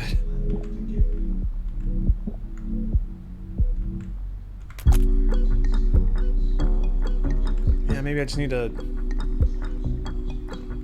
level up in the other dungeon a little bit. What is this game? It is called Going Under. It's a new roguelike. Can anything be used as a weapon? Yeah, most things. Ooh, got a wink? What if I... Should I read?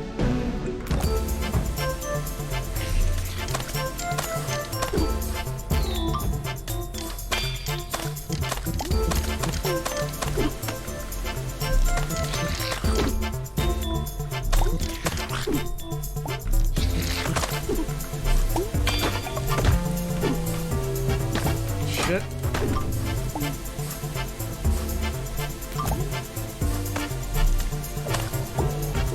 I'm out of bullets.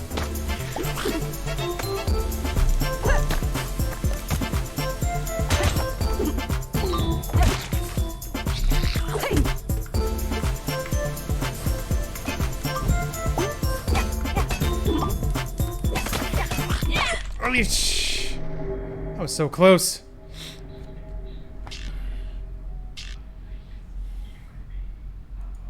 God, one of these days.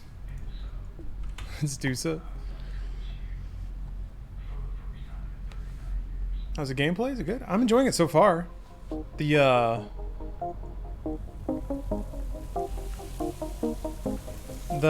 the humor in the dialogue is doing a lot for me. Oh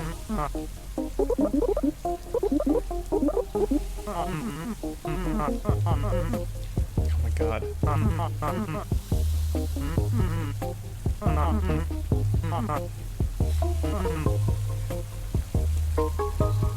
Yes. A giant company called Cubicle buys up tons of apps. And some of the older apps have gone bad. You gotta go into dungeons with a bunch of disaffected employees.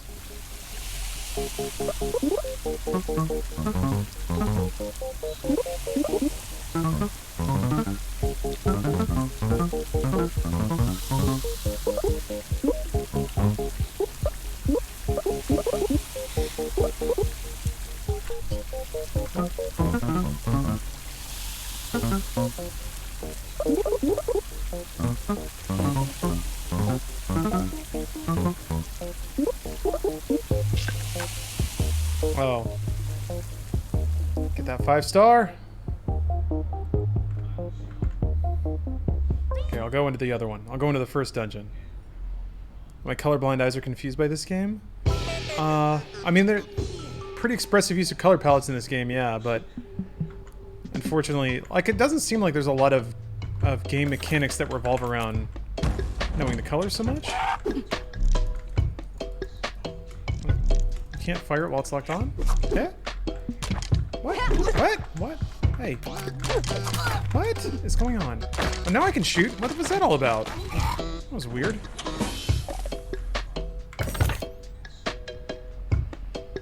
You can talk to people, learn how to beat their apps or dungeons. Sort of. The social layer, kind of like Hades, seems like it's more about getting some lore. I don't know that it's necessarily like that conversation she was asking about, like gameplay implications, but like the NPCs give you quests that you can then do in the dungeons. I'm not sure what the rewards are because I haven't finished one yet.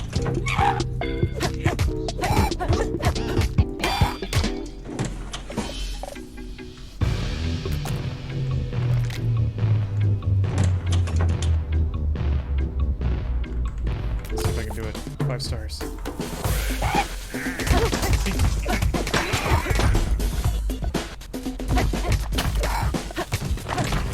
I did it. I did it. Oh, you can crawl under the tables? Delivery for Jacqueline. Why?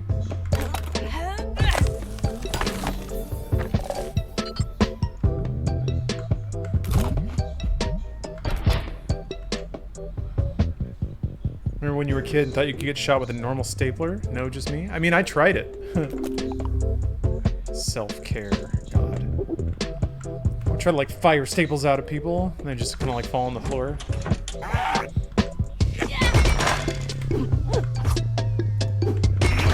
You ever tried to like quick draw with a stapler?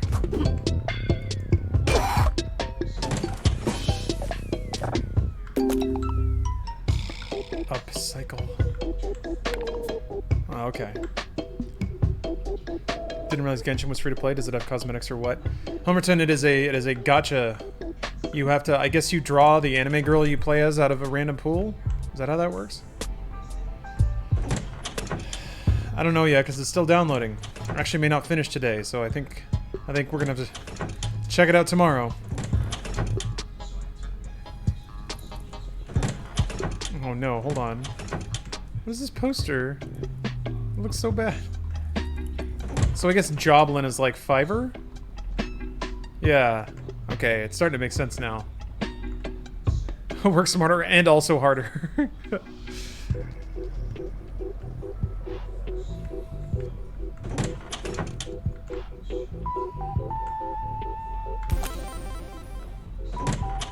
Oh, thank you, Roski.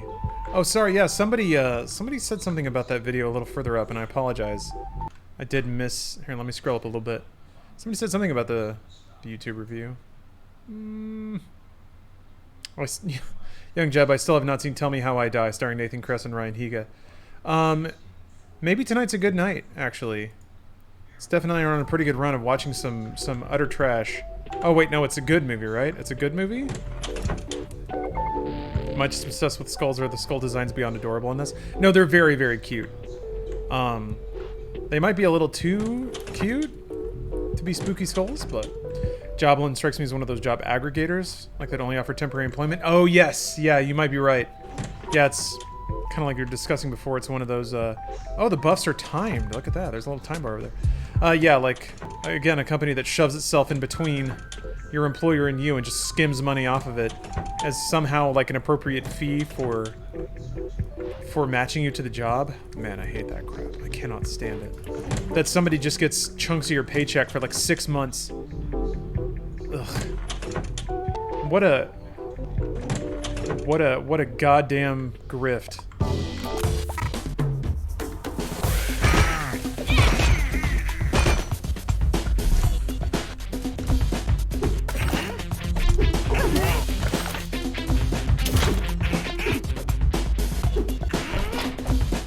I guess if you get a job you really want because of it, then you'd be willing to take that, but I just can't. I don't get paid enough to be giving that money to other people just for the privilege of working. Absolutely absurd. Remember to leave a rating.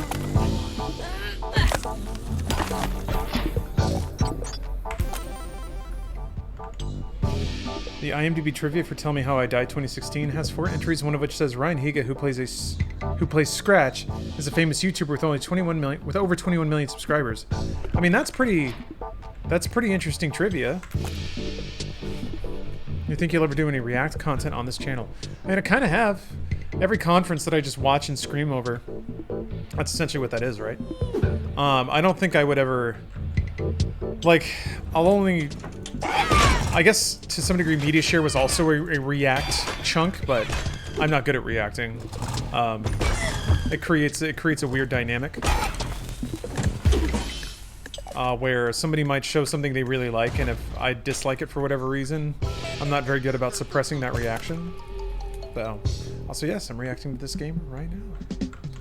I have a suggestion for some content to react to. Well, I'd love to know what it is.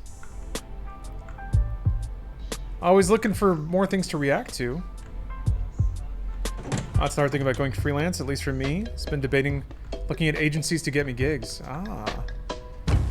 Yeah, on some level, I guess, it's possible that that arrangement can work out okay. But, like, I kind of don't understand how once the connection has been made, why can't you just have the conversation separate from the agency and cut them out of the process? And I guess to me it just seems unfair that they should get to collect chunks of your paycheck for months. Like maybe a one-time finder's fee of connecting the two parties together. Of, I have these skills and somebody else needs them, so I have a job now. Like, but to skim money for months and months passively after the service has been rendered is so ridiculous to me.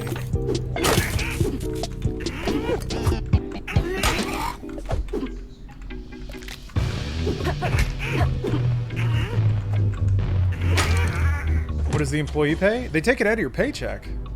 You're like employed. You're employed by the agency, and the company pays the agency pays you, and they scrape some money off of your paycheck just for shoving themselves in between. Yeah. Oh, in Skyrim I've been collecting all the human skulls I can find.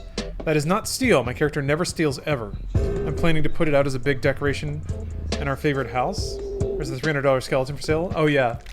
No, I wanted to buy the big skelly, but I don't think it's the right year for it. Also, we don't have anywhere to put it when it's not Halloween. Am I the job like that. It was the worst job I ever had. Yeah, I guess what frustrates me in those circumstances is that no one has any interest in doing anything right for you. Once you're matched to the job, the like agency doesn't care about you. You're not employed by the company, so they don't care about you. Not that companies care about you ever anyway, but...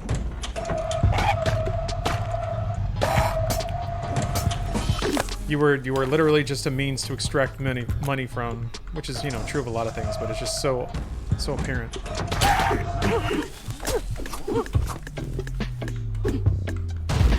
There we go. Gotta pick up more weapons.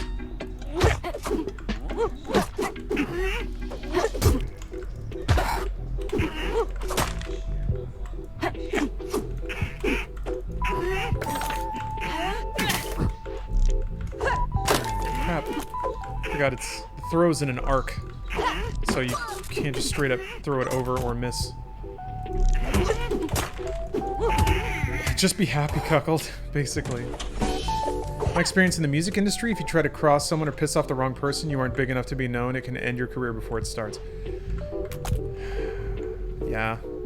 But just like, God, the setup there is horrific. Essentially, you have to give this stupid company its due for just connecting somebody who wants something to somebody who can make that thing. Or they'll freeze you out of all work opportunities in the future. I mean, that's a racket. That is the definition of a racket. At least I think it is. I realize now I actually don't know the definition of racket, but it sure does feel like that to me. I'm having trouble hitting things sometimes. Enemies move around pretty quickly. God, see, and the ads are already over. Or rather, pre-roll ads, never mind. Bean bomb. Ah, I thought Twitch just notified me that now people will get ads again. If they come to the stream, so that's cool. Welcome to how Harvey Weinstein got to do what he did. Yeah, I guess you're right. You get in a position to... You hold the money and the decision-making.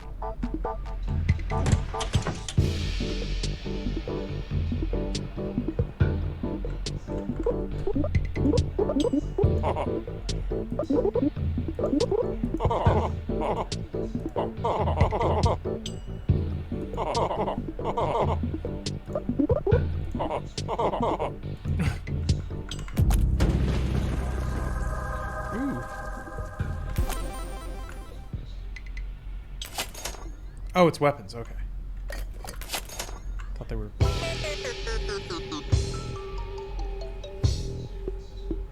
racket, a usually illegitimate enterprise made workable by bribery or intimidation. So, yeah, the definition of a racket. Alright. Sick. Ah. Like any oligarchy, the people with power will do what they can to keep or abuse that power. I mean, yes. Yeah, we're just describing the state of the world. Sorry to be so dismissive, but yeah, you're right. It's frustrating to see. I guess the most annoying thing is the internet should invalidate all of this stuff. It should just not be... why are... Oh, that's right. It's... What is going on? Why am I holding it like that? What? Oh, I see. Oh, it charmed. Oh! Great. I don't understand what just happened.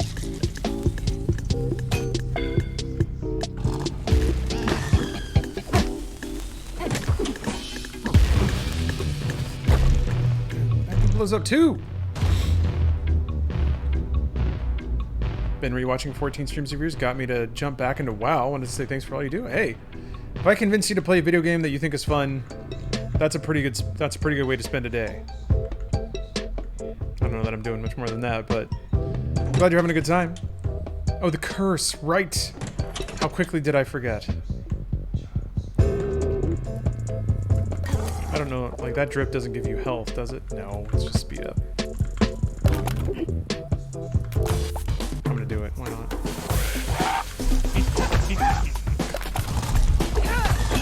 Jesus. I guess I shot both of them? Yeah, must have. I don't know about this one. Yeah, I don't even know what killed me. Set the tables on fire with the torches. That would have been a good call. That would have been a good call. Twitch streamers could sell games. Maybe there's money in that. I'm sure that there is. I mean, there's already like Amazon referral links and stuff. But I imagine what'll happen is once Luna gets off the ground, or streaming in general, is that you'll watch me stream this game. If we want to go real far into the future, AI will monitor chat and survey the average purchasing intent of the viewers. Once it hits a cutoff, it might plop like a little button over the screen. It just says tap here to start playing this game. And then you tap it and like Luna spins up a game, like a game instance, and immediately starts streaming the game to you. And then that's either like the metered ways that like the time, the server space you spend is billed to you or put on your Amazon account. Luna is Amazon's Stadia. They announced it like a couple days ago. So Amazon has a game streaming service now. So yeah, either you'll get paid, probably based on promotions. Amazon will take money from game makers to promote their game on Twitch, because that already happens.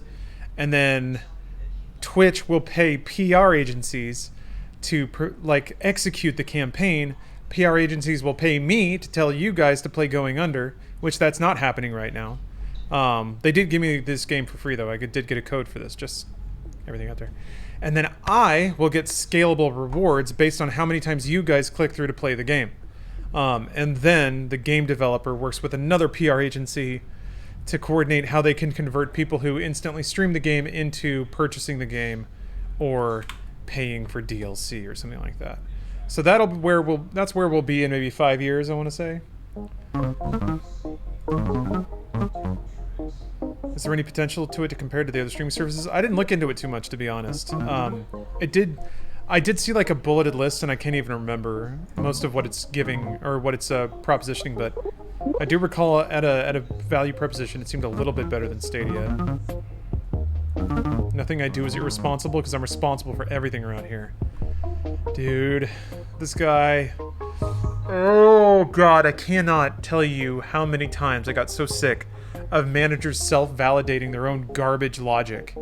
It was like, I have this dumb idea, but since I'm the manager, like I wouldn't be the manager, I wouldn't be the CEO if my ideas weren't great. Therefore, my idea is great. It's a great way to prevent yourself from being self-critical. Fucking people just running startups on their id. Okay. But he can let me buy stuff on the company card. Alright. Cool. Okay, so you do quests for people and then you can unlock them as like a... I guess if you do more quests for them, it might level up.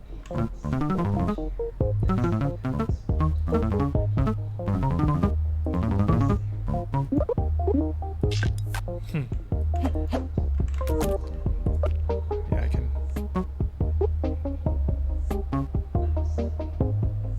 Okay, so there's 4 abilities. That's neat. Can't pin anything yet. Yep. Bag secured. Is there any potential to it compared to... Oh, yeah, sorry, Fluffy Unicorn. Actually, let's take a brief aside here. Oh. Amazon Luna. Thank you, Twitch. No waiting. Oh, I think that's the big thing, is they kind of announced that it'll be bundled in with a lot of smart devices and Amazon devices and stuff. You do need the controller though, and it looks a lot like a Wii Pro controller. Let's see. Growing library of games. That's the big thing, is they're gonna... it's streaming with a library, as opposed to streaming with you have to buy everything in Stadia. That was the thing.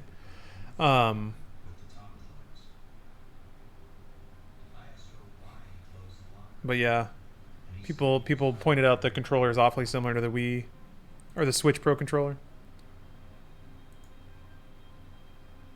Cloud Direct. Oh yeah, it syncs directly to Wi-Fi.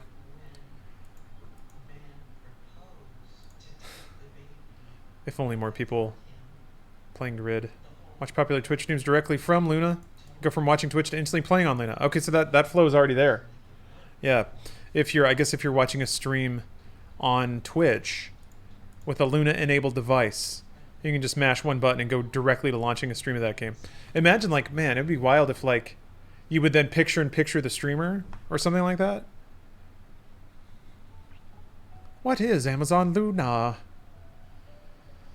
What do I need to play Luna? How long will early access planning for last? $5.99 a month. When a subscription renew.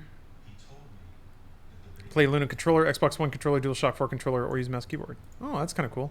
I guess I assumed you needed the controller, but maybe not. I don't know about the games on offer. Ubisoft channel. Oh, that's right. That's the other thing that Luna seems to be setting out with right away is that they do $5.99 for whatever catalog of games they have, and then each publisher will have a channel that you can subscribe to. So it quite literally is a la carte subscription services for gaming. Like it's here. Well, I guess it's not here, but it's close. It shows some further up. Oh, I guess you're right, yeah. Okay, I mean there's good stuff in there.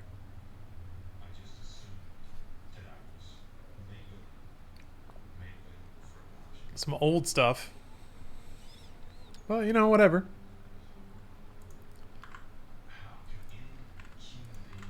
Doesn't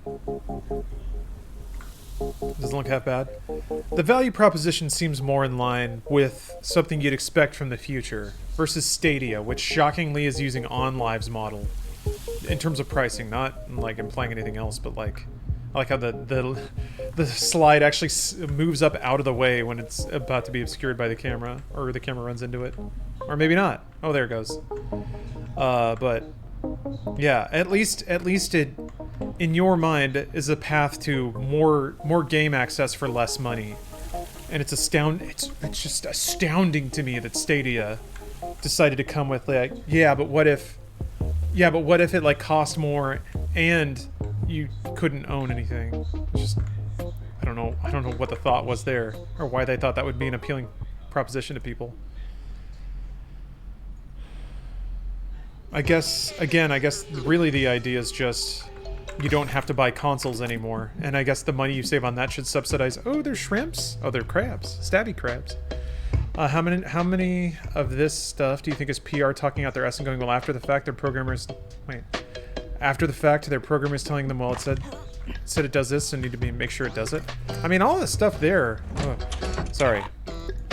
I don't think if it's copy on a website that it's some PR dude saying the wrong thing. Like, that stuff gets reviewed and vetted by a lot of people. And all the things on that website... God... All the things on that website are reasonable. Holy crap, man. How many times am I going to huck something over an enemy? I've already gotten hit. Like, why? I'll just start over.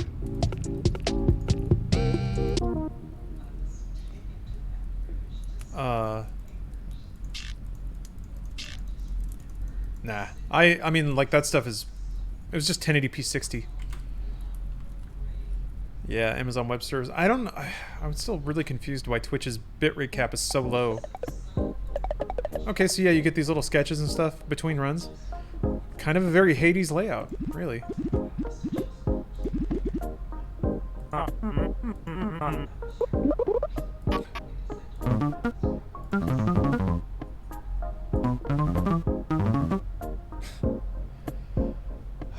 He sprained something doing hot yoga.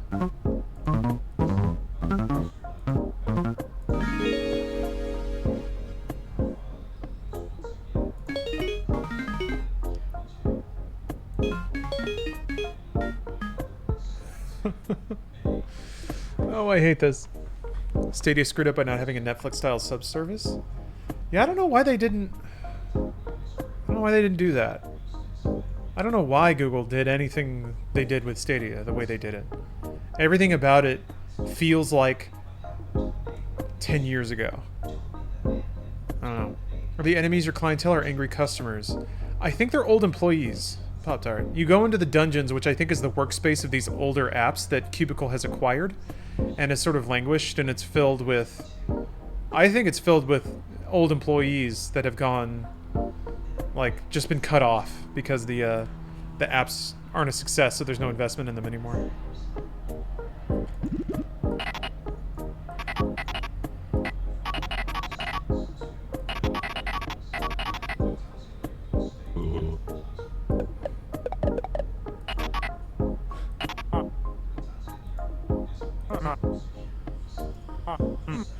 Yeah, I agree. I like Theremin Touch. I like the bleep bloops for the dialogue quite a bit. They're very expressive. A clutchness index of over 4.3. God, a new design for Fizzle cans that will require registration and use of the app in order to open. Yes. You gotta boop the QR code on the top of your can to pop it open. A series of Fizzle 2.0 flavors that will be designed and produced via machine learning based on user data gathered from FizzGo. So you force them to register, use machine learning on them to make another soda to sell to them. Yeah, we're in Oculus territory right now. I can't, like...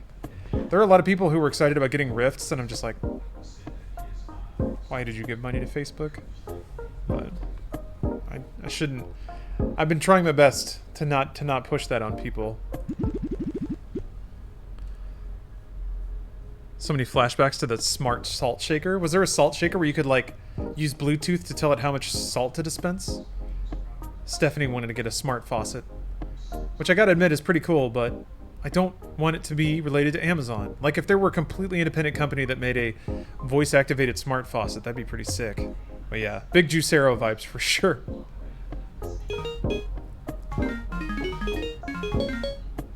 Ooh, you have full control over the flavor's algorithm weight parameters, allowing you to manipulate their neural network to your whim. Aw, he's mad. Some big-brained flavor ideas. Oh, betrayal. I guess that's the chef, the flavor scientist. Smart fridges is the only thing I think I'd ever need. Steph really wants that just so she can tweet from it. Not just. I mean, you can run Doom on a smart fridge, so it's got something for me too.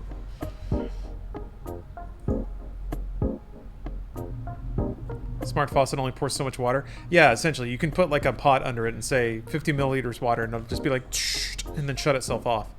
So the idea is, you know, it just removes that step of the process. You don't have to measure water, and I guess can take a tool out of the workspace as well. You can tell how engineering minded I am that I call a kitchen a workspace. But I think once, like, depending on what you're making, if you're like baking, there's a lot of shit you got to pull out on the counters. So it helps to reclaim that space and make it a little more usable. People going crazy for the free Google Home Mini that Spotify was giving out. Really? Man, back to Kingsman 1. You can get people to give you all their data if you just give them something for free. I do it, so fuck it, man. I'm trying to be a prick about it. There's a lot of people that, like, their lives could probably be really improved by that tech. But that is just how you gain knowledge about the entire human race. It would be like a really cool Twilight Zone episode if it weren't literally happening right now. I guess even then still, it's pretty cool. Pretty cool episode. Yeah, I've never really liked smart devices for that reason, Billiam. I'm gonna be honest, like, I shoot my mouth off online sometimes, and I know for a fact that I have angered the sort of people that could probably like break into my privacy that way if they really, really wanted to. I don't think I pissed the wrong people off that badly. But you know, I'm not a computer security expert. I know enough to, like, update biases and keep firewalls running, but if somebody really wanted to get at my shit, they probably could. So, you know, if there's not a microphone in my home, then at least there's one less point of breach. Ooh.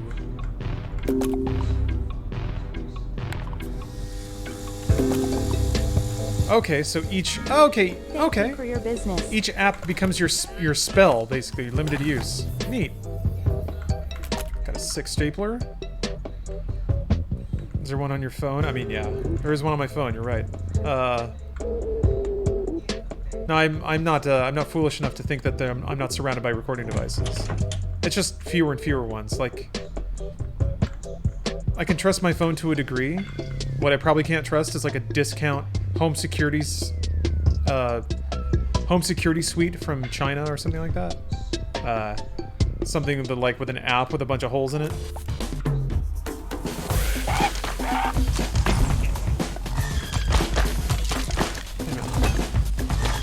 Oh, they go through the pin. I thought they would stop there.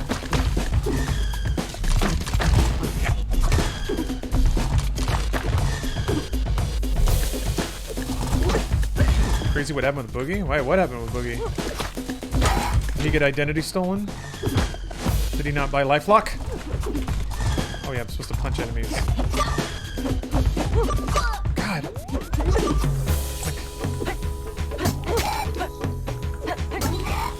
I'm gonna get so much better at this. Remember to leave a rating.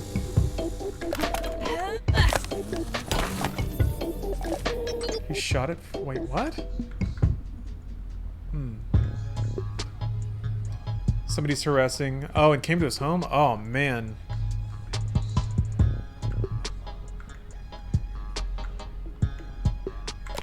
That sucks.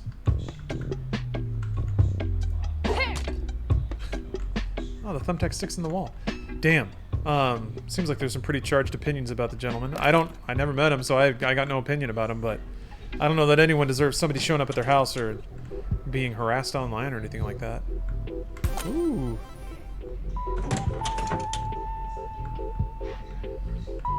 Let's see the teeth guy. Yeah, I guess he got new veneers or something. I was very proud of them. Oh, Nick. I wonder about that stuff. Do you think this is just a thoughtable? This has nothing to do with him or that incident or anything like that, but I have to admit, man, I think if you're online enough, at some point, you will say something that, in a certain context or framing, can seem very, very bad. I know that's true for me. I'm very lucky that I kind of, like, if somebody wanted to cancel me, they probably really could. They could do a decent job of it, I think.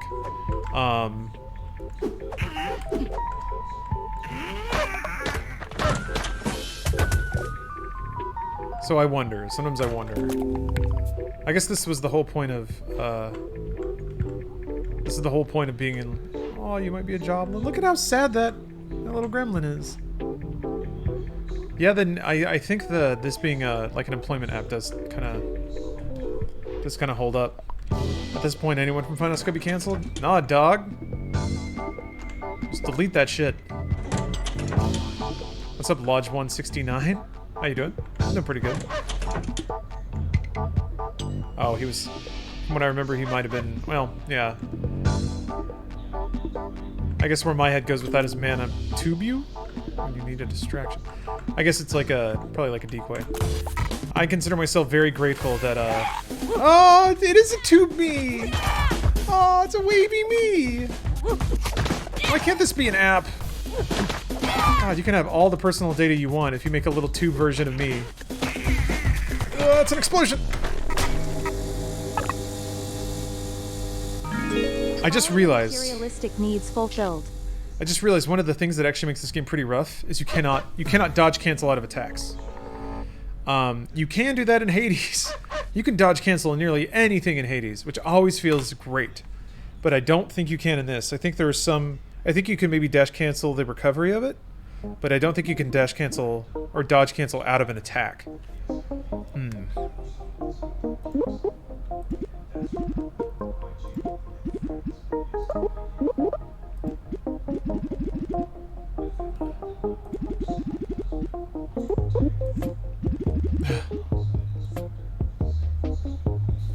Yeah, I want a wacky, wavy, inflatable, flailing arm tube me. Just Josh and Trosh. Thank you for the sub. This is a roguelike werewolf, yeah. This is a big ol' roguelike. Big ass roguelike. Yeah. So like, you can kinda hear it.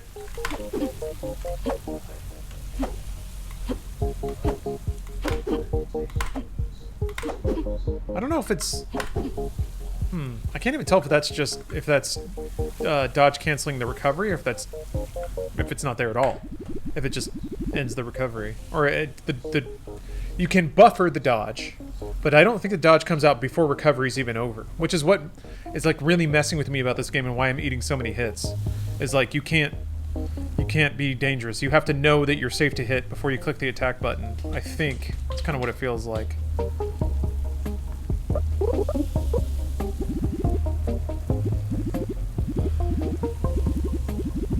It's always really fascinating to me, like certain low-level decisions like that, like not down to the, well, this is literally down to the frame, but like the ability to interrupt animations or the length of certain attacks, like the decisions you make and the game turns, the amount of frames you're spent in certain statuses has such a profound effect on the way you have to mentally approach a game and what you're allowed to do. I think no matter where it is, if you interact with people, there will always be an individual who won't consider you in a good way. There's always a person that will shed a negative light. Hopefully not, but in all my years, there have always been so many people that just like to sadly spread drama, lies, negativity, or backstab, even if you were good friends, family, or whatever. Man, yeah, that's a really good point, and one that I often forget. If I'm being honest, it's too easy.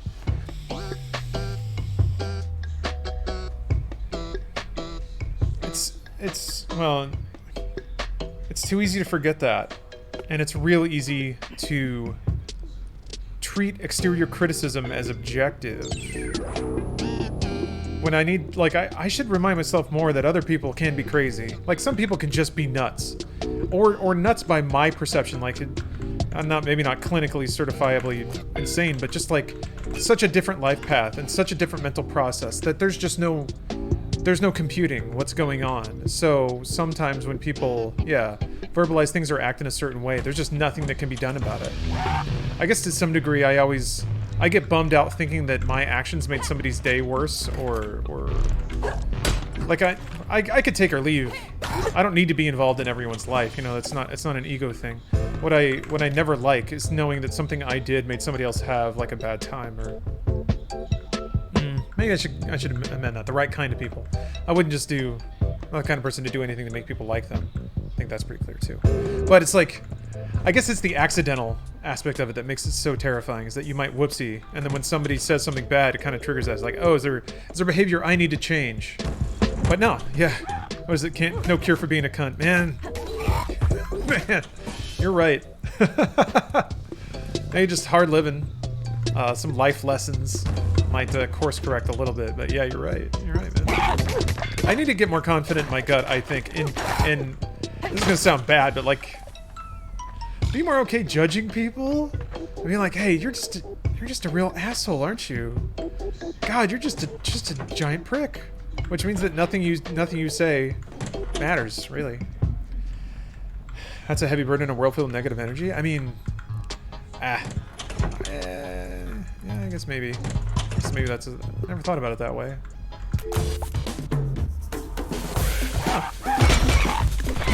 Ooh, God. So like, yeah, like the solution there was to not be there, to not swing next to that box, because I did not have time to dodge out.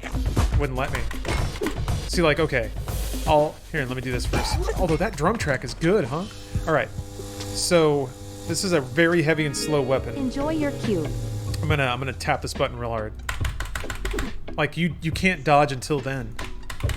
You hit that button, you're locked in. So it's gonna take a lot of adjustment, I think. It kind of reminds me a little bit of Mortal Shell.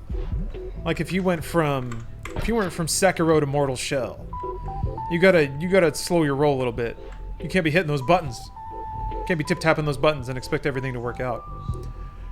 Just saying this to a buddy. I've had 3 people very recently that I withheld judgment on despite a really solid gut feeling. I would have been right to judge all 3 of them, as I later learned. Oh, okay. Like you tried not to judge them or hold something against them. Yeah, gut feelings are scary, I think. Like that's kind of how prejudice happens. But at the same time, yeah, guts can be pretty accurate.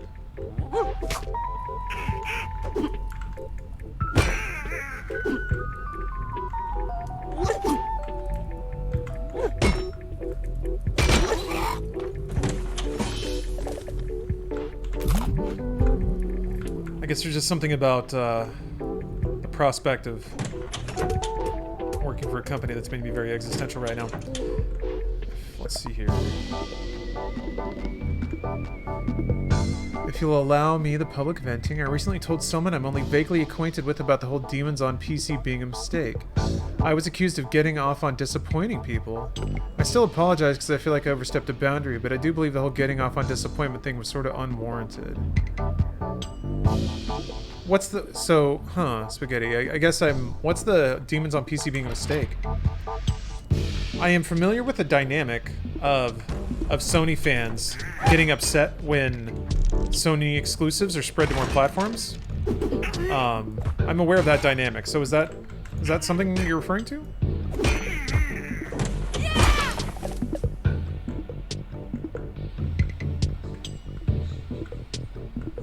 Oh, Kitsune gifted you a sub? Nice. No, I appreciate it. I haven't been paying attention to the sub feeds. I apologize. Kitsune, thanks for gifting a sub. Also, Yumbo Yak, thank you for the sub. Rock Ba, thanks for the sub. Dylan Crane, good to see you. I love the name Dylan Crane because it reminds me of Passions. I don't think there was a Dylan Crane, but those damn cranes. That's such an interesting, like... I really, really love the idea that, the main character drops their weapon and, like, starts using their phone if you idle for too long. Because you have to go pick it up and it's like, stop it! Can't you just focus for a little bit? It's like... It's an amusing character flaw that has actual, well, flaw. It's flaw in that it has a very slight, but still negative gameplay implication. I always love it when video game characters do something that you didn't explicitly tell them to do. Like Mario falling asleep. Oh, whoops, wrong way. Yeah, dude, of course I watched Passions. I guess we never really talked about that, huh? Yeah. I got more into it when I went to college. But yeah, Passions is the shit. I have some Passions clips in the old library. I talk about Passions fairly frequently. So I guess I don't really, but... The room transitions resemble swiping away apps. That's totally it! Yeah, that's why it does that. Although... So this may be an iOS or an Android thing, but or on Android at least, you swipe apps up to kill them. I don't know if you swipe down on iOS. I find that a lot of, like, UI references are based on iOS, which I'm just not super familiar with. And there's a down arrow. Well, the down arrow is to signify that this room is a transition to the next floor.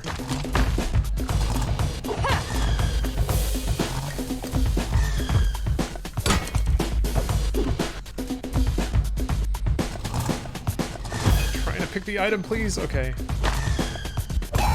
Got him. Oop! That was weird.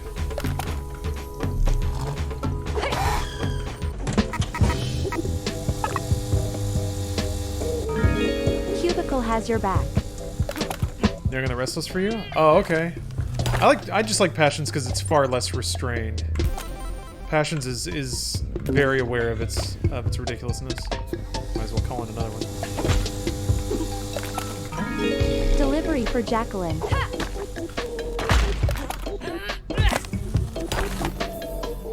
Recent versions of Android have adapted a lot of gestures from iOS because they want it to be easier for people to switch. Yeah, that makes sense. Yeah, it's been good. Like, if there's one thing Apple excels at, and really to some degree its secret to their success, is making intuitive, pleasant to look at computer UI. It's not, you know, engineers. I have deduced that this is mathematically the most efficient way to search for music. And it's just, you know, terminal.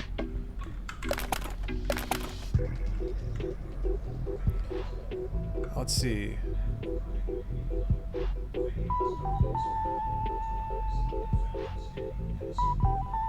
So Spaghetti, sorry, let me make sure that I'm grabbing all of your commentary. Because I feel like that's important. Like, the thing that... Oh, there was a mistake on the reveal trailer.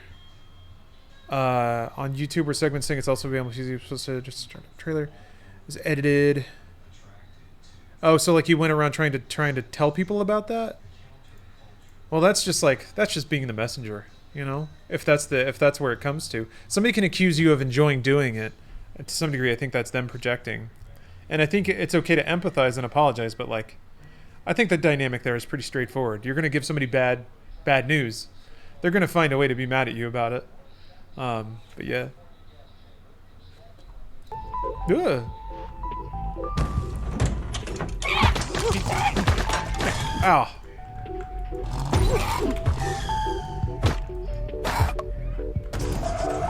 Love this stupid car. Ooh, they can still hit you in the car. I keep forgetting that. I'm so used to feeling invincible in that American muscle. I feel cute, might delete. Oh yeah, that's what's weird. People are all on about widgets in iOS now, and I'm like, what? What? What? This has not been a feature? It's, I don't know. I try not to be smug about it because, yeah, people do take that stuff pretty personally. But yeah, there's been some stuff. Oh, that's how you heal? Gotta do yoga. There's been some features that have just like been default in Android for a while that sometimes I'm just shocked when everyone starts tweeting about it and I'm like, yeah, where y'all been? You excited about widgets? Okay. Yeah, that was one of the banner features of Android. That's one of the reasons I really liked it. Is that like you didn't have to dive into apps to control everything. It's like Windows suddenly getting more and more stuff to look like Ubuntu. Yeah, I mean they've been working with Linux guys for a long time, right? The NT kernel way back in the day.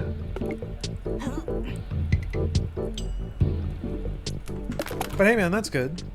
It's just been weird seeing tons of screenshots of people's phones like showing off these widgets, and I'm like, you might as well brag that your phone has a clock. It just seems weird to me. Oh, Among Us cosplay. That's cute. That's cute. My color like kind of slumped. I understand why, because I wouldn't want to do it, but I feel like they should be chonkier. I would like for them to be chunky.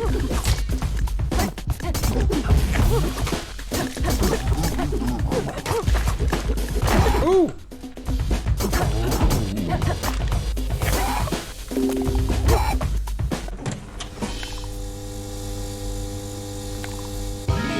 Your order has been delivered. I guess the number is the level of the item? That's kind of what it seems like.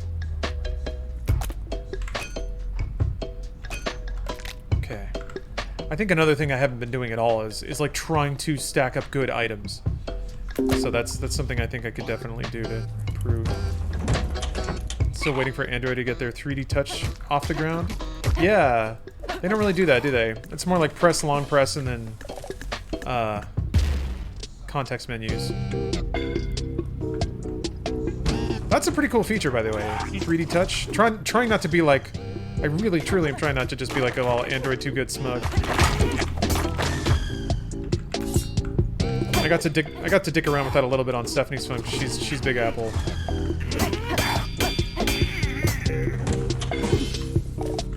Which is also why I'm trying to practice not being an asshole about it. Oh, okay. That reveals the map. All right. I do like that all, like, it's very comfy in its roguelike mechanics. It's all pretty familiar stuff. You know, the item that reveals the map or the floor you're on, stuff like that. And just the wrapper's pretty good with their apps, and it kind of fits pretty well. Does low-key remind me of Star Citizen, people trying to talk up every slight implementation they make. I think we have incredibly advanced artificial intelligence now. What they actually mean is our PCs only T-pose in chairs 70% of the time instead of 75%. Yeah. Man. Oh, you can see it back there, behind a stupid car. Okay. Where did I toss the... Oop. Where did I toss my blade? Oh, wow. Like, the actual, like, floor is... It's not just the walls. You can see the speech bubbles zoom up and drop. That's pretty cute.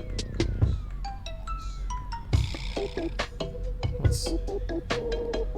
Bottle of fuck sauce, some bombs, and I have no idea what this is. Let's check it out.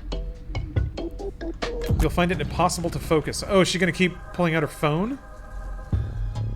Coop Snoop. How does this just multiply your money? Huh. New skill. Ooh. Alright. about this. Apple removed 3D touch because the long press does the same thing.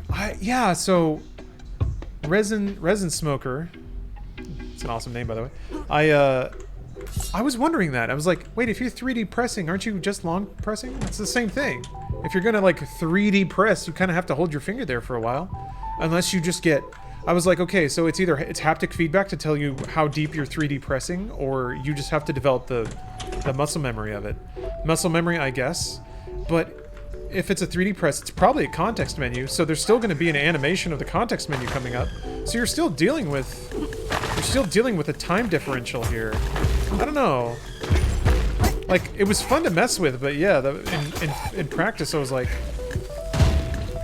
it didn't seem like it was saving any time in the UI flow. What does this do? Okay, the last one doesn't pop out. You just lose it. Okay. So you can't, like, take something and then pick the old one back up.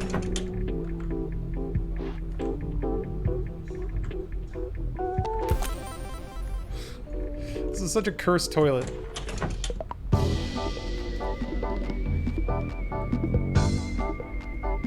Do you have to pay for those Amazon Prime packages you get once in a while, or does the game drop those after you defeat all the enemies in a room?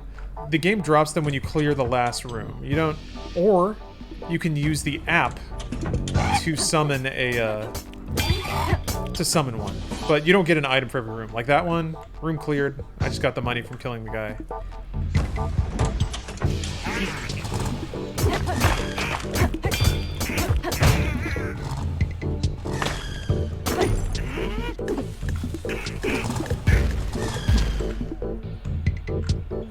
Also, there's not really a mechanic to clear rooms quickly, aside from the star rating that happens sometimes. So, I think... Well, that's a pretty cool perk, actually. I think I've been rushing, because I'm in Hades mode.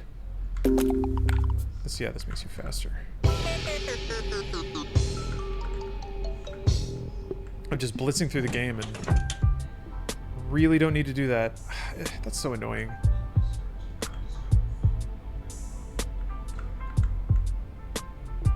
Why isn't the coffee machine here?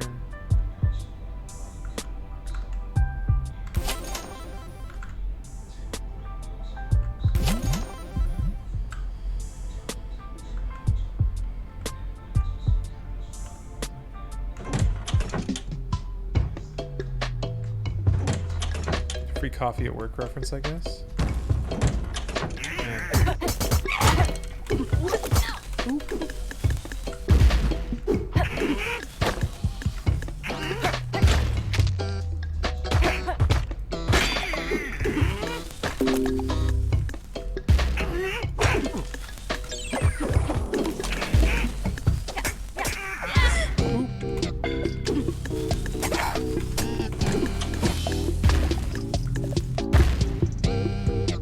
Maybe I just need to lean on those bombs a little bit more. How many floors to get to a boss? I am not sure. It's a decent question, actually. I mean, this room is orange. That's new, but there's still an elevator down.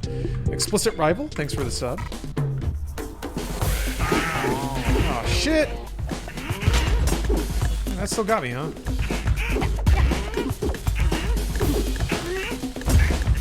Oh, I'm under the table. Are you invincible under tables?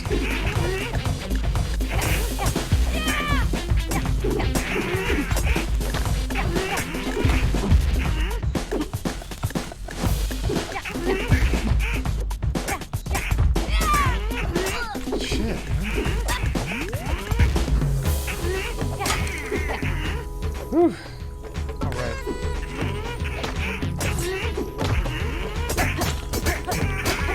Should have done that first.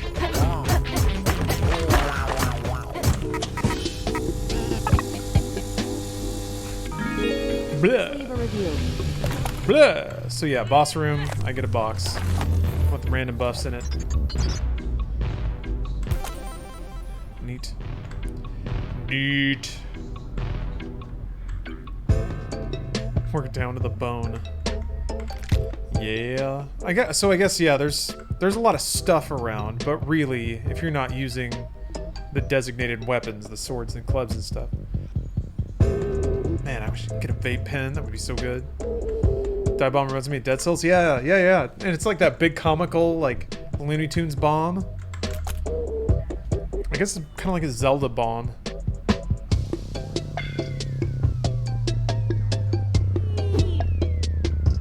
What this character's job is? Unpaid intern. So they're trying to clear the basement because, I don't know, exposure. Taking a lot of damage now.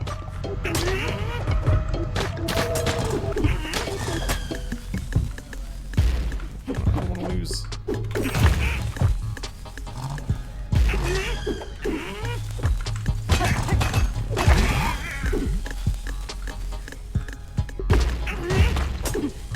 Okay, so I think you have to dodge into a table to climb under it.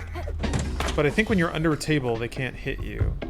I think that seems to be the case. Man, is the espresso machine... The espresso machine only on the first floor? That's weird. If true.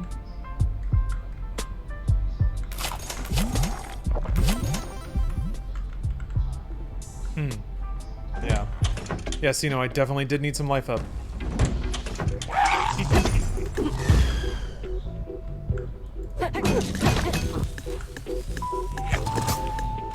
Fuck! Hasn't blown up yet.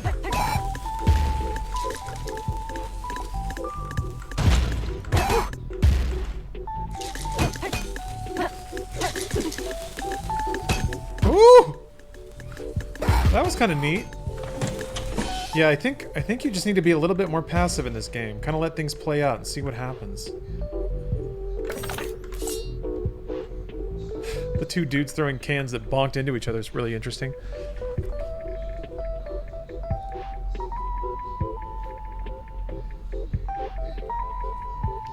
The Energizer phone that was 2 inches thick and had a 18K milliamp battery? No! I don't remember that at all. Oh shit, she dropped her fucking phone. Or her sword. Oh, actually, wait. Let me use this. This feels like it might give a % discount in the shop. This is technically a bad time to use it, but I'm just testing it out. Okay, yeah, that is what it does. Is it permanent? Appears to be. Cool. Alright. Good to know. That implies some, like, trickiness you can do with what apps you use and when. If you know that there's a... I wonder if apps and stuff persist after you've cleared a room. You leave and come back. So if, like, a phone drops, can you leave, do some other stuff, scout around, and come back and get it later?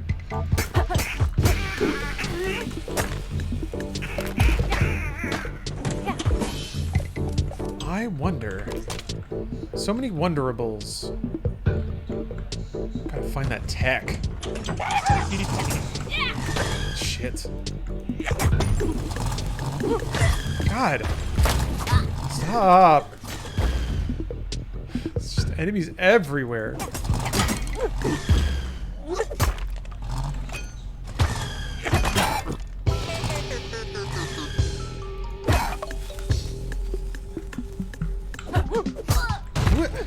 How was I out of range? Man.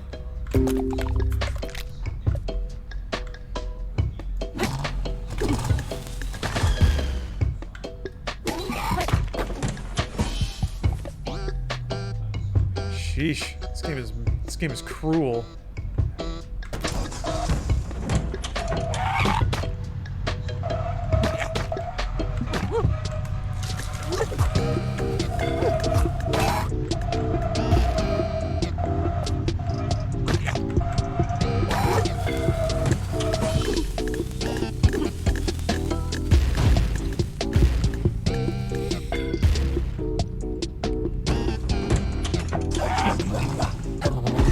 Ugh! Dude! God, this is gnarly. Things just jump on you so much. And like, it seems to chill out after a while. It's like, It's like all the enemies sort of kick their AI in at the same time, which means they all attack very shortly after you enter the room. All of them. Then after this, like, initial rush, then it, like, kind of staggers out a little bit more.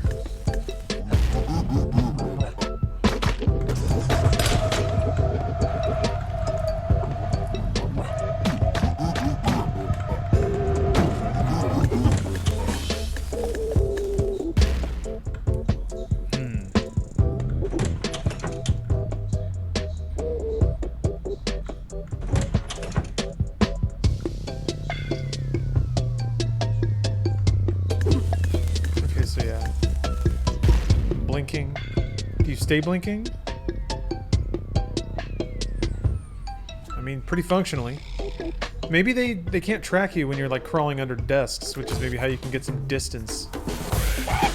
Seems like engaging enemies one-on-one is pretty paramount. Oh, they can still... He's still coming after me, but... Huh. Okay, so no, they... Oh, you can pick things up? Oh! Okay. They can break tables. Can you do yoga? Yes, you can. That is how you heal. There's like a self-time app. And then when you use it, you throw down a little mat, do a tree pose, and yeah, you get some hearts back.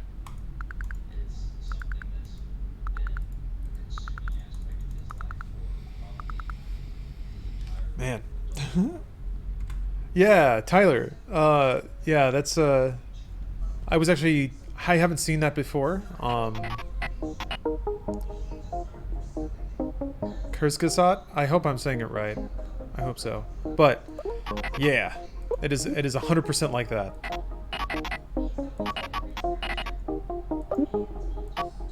Ooh, multiple apps. Nice. Okay, so they give you some pretty significant upgrades in terms of your base like abilities.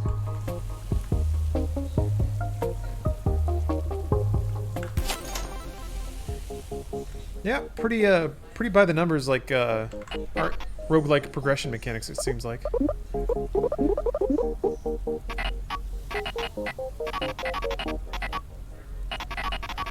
Gosh, this lady is dropping some real knowledge right here. You know what? I'm mad now. Yeah. Boy, do I know that. Talking yourself into getting angry about something just because you can't stop your brain from spinning on it. Stupid question, but that is a game? What is it about? Oh, no. It's a YouTube series. It's a educational YouTube series.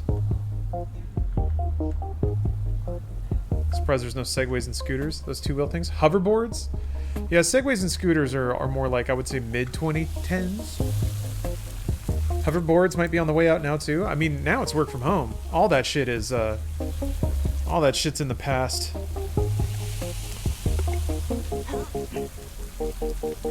Kurzgesagt is in the flat neon color category, by the way. Okay, that's the overarching theme. Then yeah, this is very much that. I mean, you can tell like the walls have no texture, so no matter what perspective you see them from, it's always a flat color. The game actually does. Oh man, that gradient on the slide is really cool looking. The where is it? There's some uses of like perspective free as well, like the pattern over his top. The like weird cloth pattern on top of the AI cube that is trying to reinvigorate the business. There's some interesting applications of like flat, but then also texture, which is interesting. Like you have the textures on the ground. They're pretty contrasting patterns, but they're pretty in line color-wise. But yeah, it's fascinating to me that there's this like photorealistic texture of cloth on top of the orb, or the cube, excuse me. It's actually super cool looking. This game has a fantastic art style. I think it's pretty fitting too, because like I think it is the design sensibility of apps and app icons exploded into a whole world. That's been tried a lot, but this seems more at home to me. What's fun is if you make, this is to me what I kind of get thematically from the game, which fits its themes pretty well, is if you make a place look like this looks so innocent and childlike, so imaginative and wonderful. Like, oh, there she goes. It looks like children designed a workspace, but they were like really good at design, like really smart kids. So that's always, like, there's always that kind of fake optimism peddled with apps. That, like, this is going to change the world. The innocent utopia we all thought we would have will finally arrive. With Etsy or Fiverr or Uber or whatever. It'll revolutionize society. And all these problems we used to have will no longer be problems. Like, there's almost something childlike about that sales pitch, and that invariably is sort of the premise behind the hyperbole of sales and pitching of startups and stuff. I like a game that lives in that universe. It lives in the ideal universe as thought of by apps, where the skyline is filled with delivery drones. But it is a hellscape for people. It is a hellscape for employees and workers that are all trying to work to make it real. Or to maintain it, I guess. Capitalism in the late stages of dementia. Dementia is a really good way to describe it. Yeah, the almost desperate duality of it. All right. On that note, I'm gonna do one more run. I would do Winky, but man, that's so tough. I'm just getting my ass kicked there. Damn, I need more water. Yeah, it's fine. It's not fine. I'm gonna use the restroom and get some more water. I'll be right back. Alright, here we go. This is the run. It's gotta be. Bean bomb. I think I was supposed to break monitor or break laptops. That's right. Huh! Great. Alright, let's see if I can do this right. This is definitely a thrown weapon.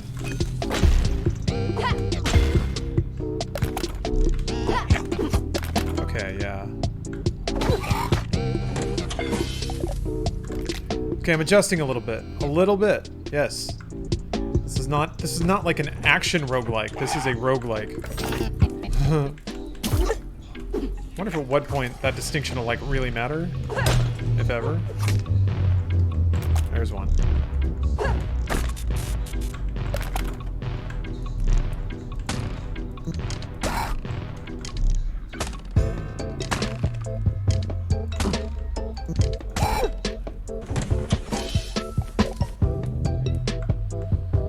This is the run, guys, yeah.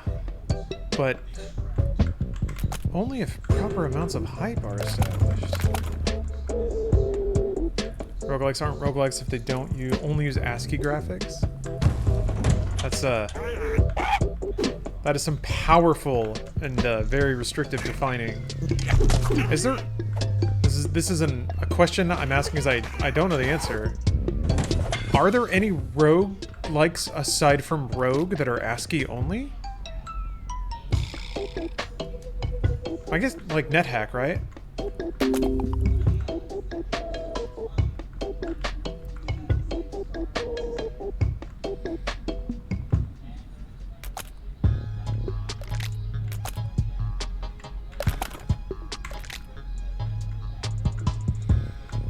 Moira?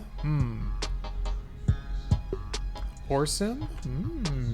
Roguelike Simulator 2020? Is that real? That feels like it might be real. Oh, you talking beer? Ooh.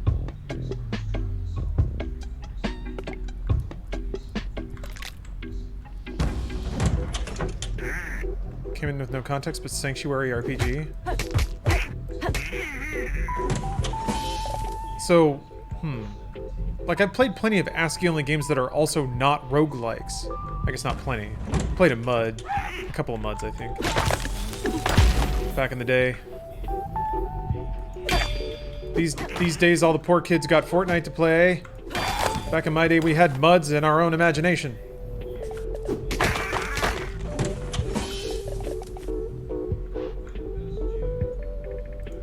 Basic cube. Oh, okay. Those pop open. Okay, so that just has to have colored tape, basically. I guess the like rarity of the shipping box determines the rarity of the items that come out of it. Okay, alright, I'm figuring this out. Figuring it out. I wish I had the ability to play Dwarf Fortress in its native graphics, yeah. Yeah, I'd never got into Dwarf. If I ever did, I would definitely not just watch it ASCII only. I'd install a... They have, like, animated mods and stuff, right? I would just like, I don't want to spend the however many hours it would take just looking up codes all the time. Or maybe I do. That would actually be pretty sick, I think. Like, I think there would be some dramatic tension in seeing some interaction happen between ASCII characters on your screen, going to the other monitor, reading what those things are, and then filling the narrative out in your head in reverse. That would actually be a pretty interesting experience. Of being like, oh no, that was his daughter, or something like that. Like, you wouldn't know that right away. You'd just be like, oh, the period is now a dash. And you'd have to, like, go and... I could see that being a fun process. Definitely time-consuming, though. You need a couple of evenings where just got a nice big glass of wine and you're ready to give it over to Dwarf Fortress. This sus cube had a potted suck. It's not sus at all. Fat Bear Week starts on Wednesday? Hell yeah.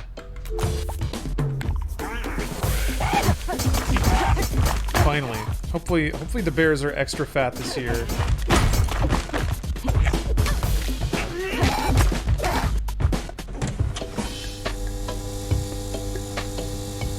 Oh, okay, yeah. Have a great day. Blue tape, yellow tape. Yep. This is a champion box. Got a level 10 hammer. Alright, alright, it's making sense. I'm figuring it out. My little man's isn't coming with me, is he? Bricked phone. Yeah, the screen's all fucked up. Oh no, he does come with me. Great. I absolutely adore the TED Ed educational animations available on YouTube. They're nicely designed and narrated. My husband's good friend with Alex Genler is one of the many educators and creators of their several videos. Ooh, maybe I should get into that more. I feel like, aside from the things that I sort of just pick up by trying to do weird stuff streaming, I don't really have a good pipeline to just learning new stuff anymore. Like, I'm not even around people. I guess I learned a lot from you guys, so that's pretty cool. Just trying to make sure I knocked it away from me. Hey. That was good teamwork there. Oh, he's not dead yet either. Oh, he got a little thumbtack. Oh, he's holding a little thumbtack. Oh. That's pretty goddamn precious. Did you ever play Brutal? It's a 3D roguelike that uses the ASCII graphics style. No! That sounds cool. Learn luck in the stream and law in general? Man. That's intimidating. Gotta make sure you're not learning the wrong stuff. Is there a way to see the map? Like all of it? There it is. Alright, go check out the shop. I got a decent amount of money. Oh! This is the first floor. I can absolutely get that delightful coffee machine. Hey! Hey!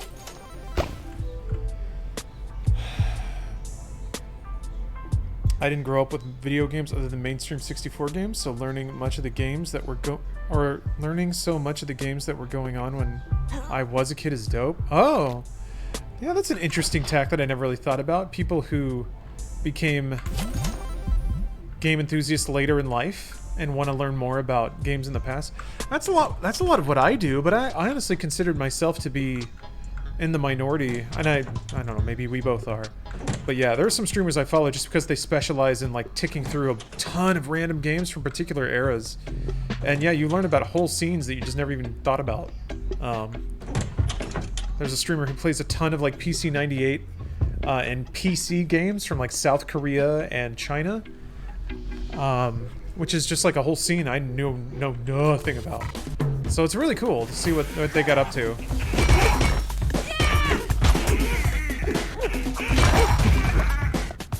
Also, PC 98 is like a whole vibe to use totally the wrong term, but I really like the idea of like Japan really went down the path of trying to make a PC as a console. They were much more hybridized in their approach. So the games that came out on that are really interesting. They kind of, it's like they're restricted to the tech of the 90s, but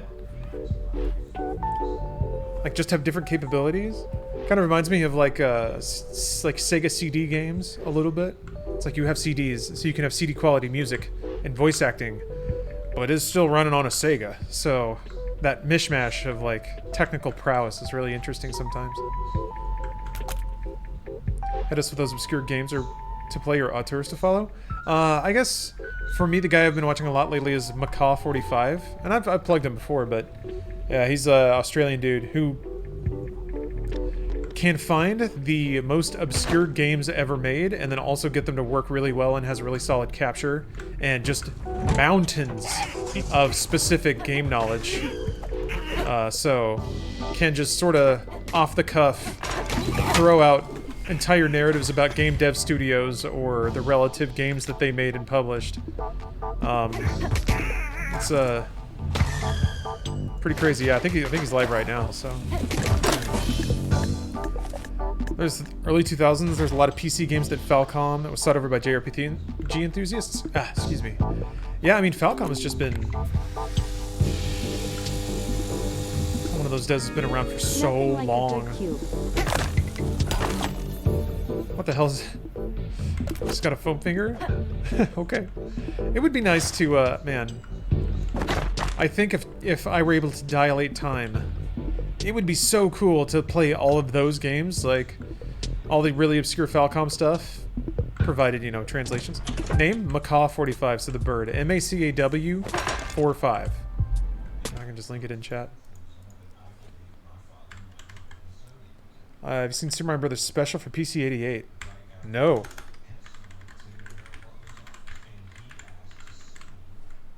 There you go. No, I'm not familiar with that. I mean, I can kind of almost guess how bad it is. Man, like, that's how you hold the guitar, sticking your hand through it. They've even imported Chinese-made RPGs to Japanese. I remember buying those for North American PC. It was a lot of good memories. Ooh.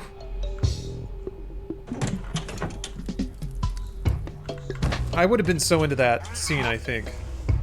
To me, that's the exact mishmash of like console design sensibility and kind of comfy JRPG mixed with some of the more daring and aspirational parts of 90s PC game development. So that intersection is pretty cool. Yeah, you get a lot of it. Dude also really likes barbarian games.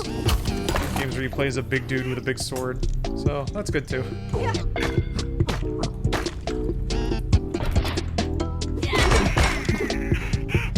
Marathon Trails of Cold Steel 1 through 3. Yeah, that's a series that I remember Impulse buying the when they first did the Trials of Cold Steel. I just was like, this looks cool, and I bought it and played it for a couple evenings, and I was like, this is awesome. I really like this, and I just never went back to it. And they kept making them, and then I found out that series is actually part of one that has gone back to like the mid-80s, and there's tons of games in it. So I was just like, woof. That's probably one of those deals where it's only like slightly connected, or there's some like Easter eggs. But even still,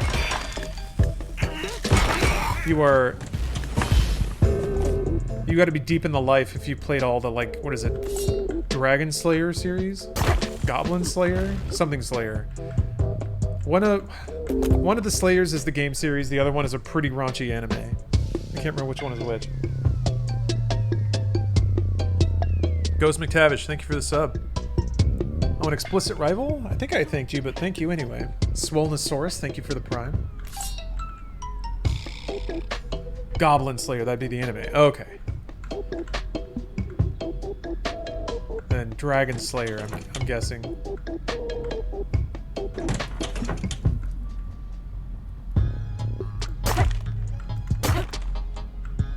Getting these laptops. Screw you. Part of me wishes... I wish that there were maybe like a sound effect to warn you that your weapon's about to break. But maybe I just need to pay more attention. I've had like weapons shatter on me and I'm just like, I had no idea that was about to happen. Oh. Oh lordy. Can't be mixing it up like that. You know he moved? Oof.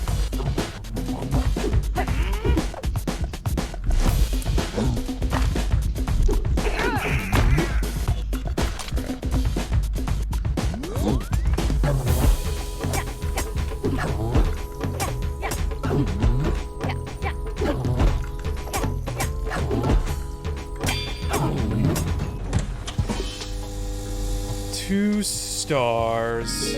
Remember, Cubicle loves you.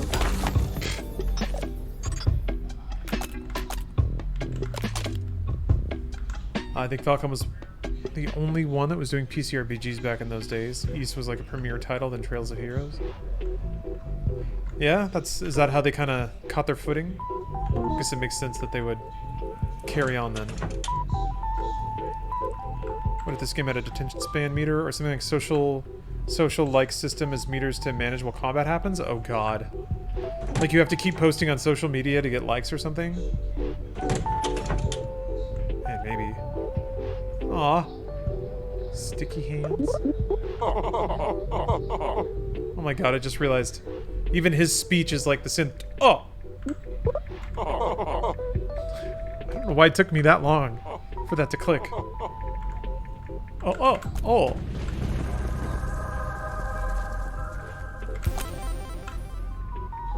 Oh. Got a cool sword. Now I'm all haunted. I think so. There were titles like Xanadu or something. There was Faxanadu, which is part of the, or Fazanadu, I believe it's actually called. Yeah, that one I actually owned back on NES. Yeah, that's part of the series too, which was crazy weird. Crazy weird to come across. To like look up this random wiki page for this game, and be like, oh, I actually played a game in this series, and I had no idea what I was doing. That game's pretty wild. Now that's like a PC 98 game that came out on NES. That was pretty cool. Blah. Here's my garage with my Lamborghini dude, but a vampire. Yeah, yep. He's a startup investor, so he's got tons of cash. But he really likes books and curses.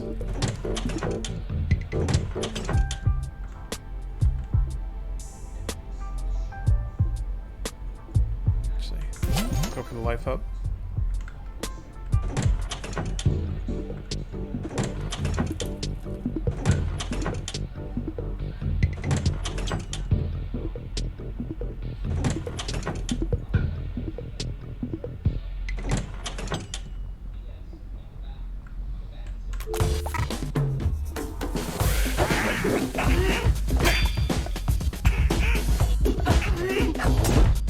Oh. Oh, that's what it means. Okay. Got it.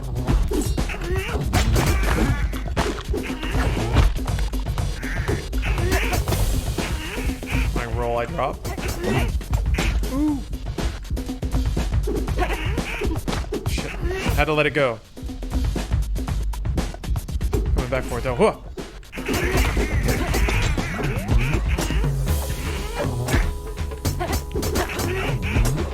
How did that not hit me? What? I got so lucky! Your order has been delivered.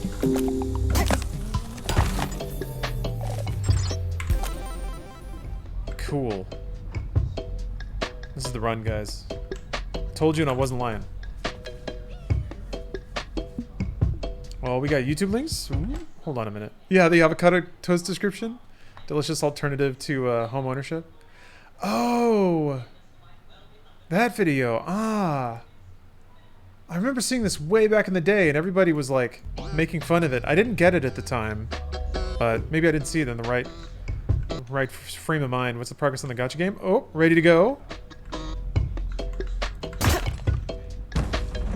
I gotta beat this game first though. Right, forgot.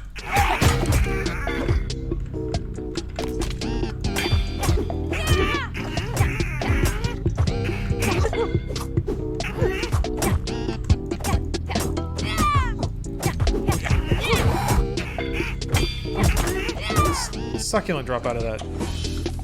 Little goblin boy.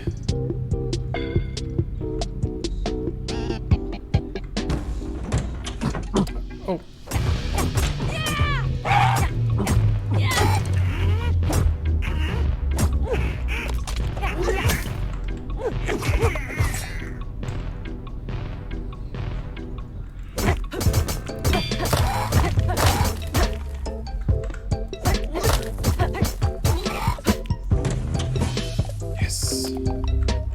Butterfingers. Oh, you can't like swap your app? Okay, I guess it just keeps Keeps the last one you picked up. Kind of stacked behind it. It shows you the photo. Ah! Laugh at me. Cruel.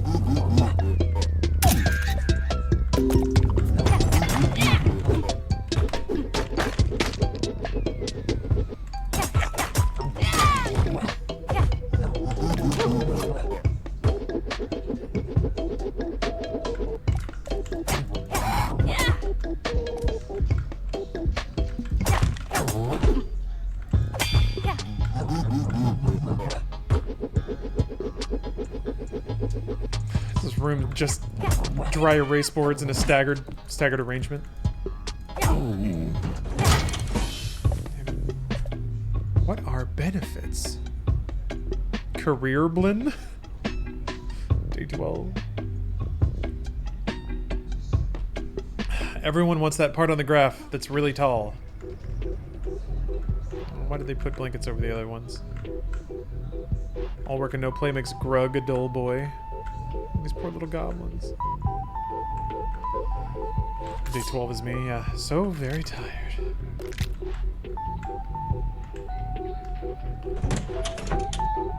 Damn it.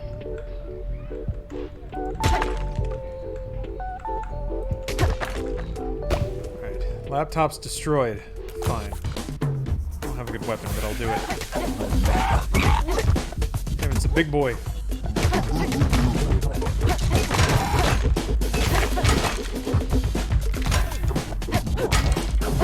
This does have, like, can't do the Breath of the Wild strats where you, like, take nearly broken weapons in. You can just get a ton of criticals on something. Shit. Gotta be more careful.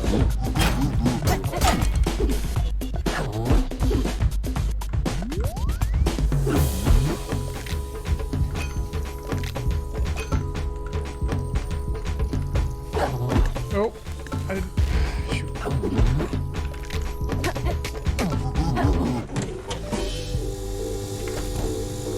It's so big. Thank you for your business.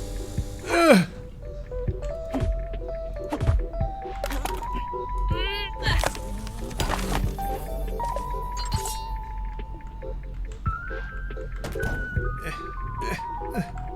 Wait, hold on. Let me trade up some of my weapons here.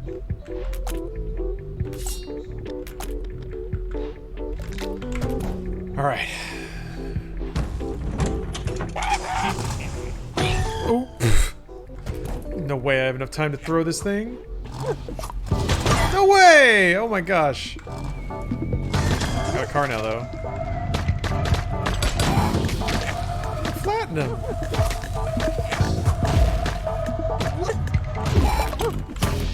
Oh man, if you dodge roll out at exactly the right time, you can dodge through the damage of the explosion. That's pretty wild.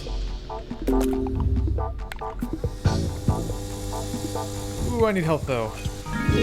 Have a great day. Yeah, blue tape. I love that. That's a really cool way to mark item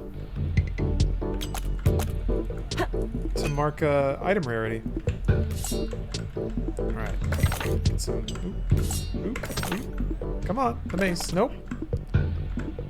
There we go. How much longer stream for? Not too much longer. This will be my last run of this particular game. I'm gonna go hang out with Stev, cook a little dinner, making chicken tonight. Hot chicken.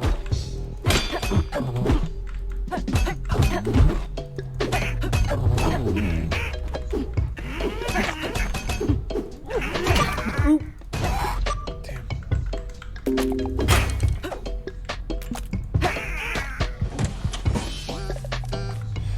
Shoot.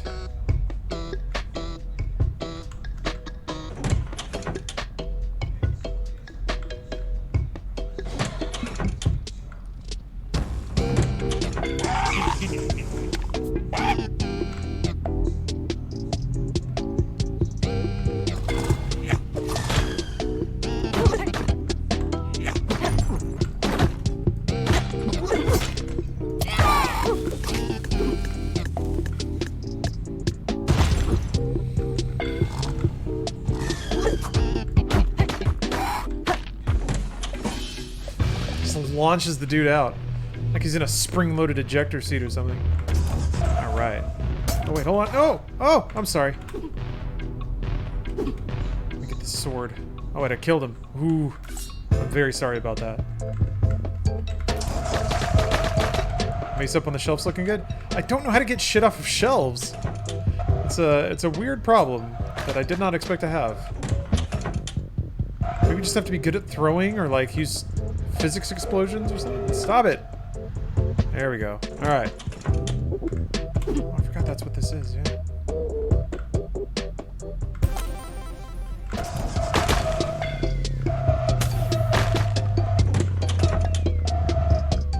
What is this game? What is life?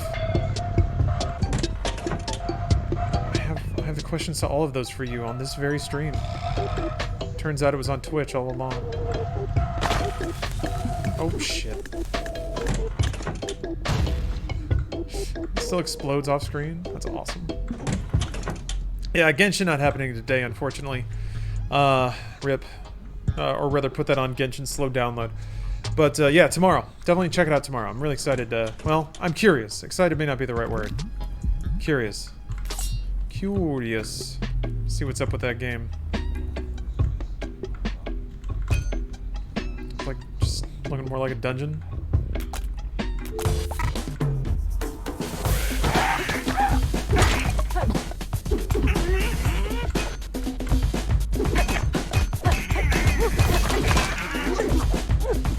Shit, man. But like, the recovery after the dodge is pretty significant too. You can't just roll into an enemy and then attack them.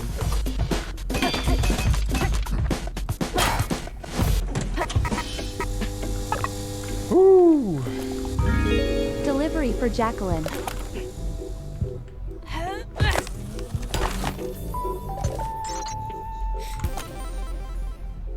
supposed to burn stuff.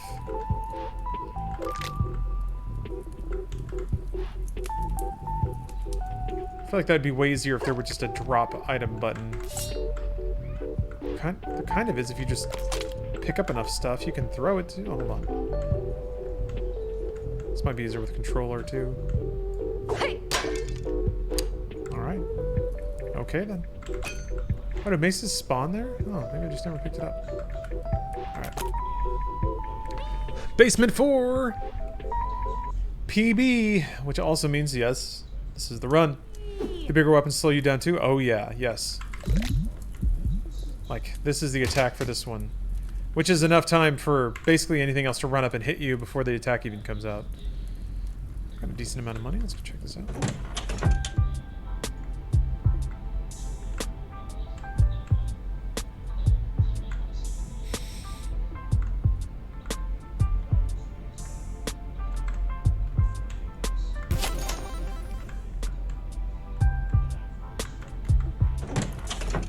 Yeah.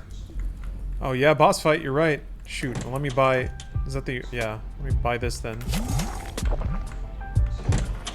Alright, let's win the game, I guess. Let's defeat the entire video game right now. Oh yeah, this guy, yeah.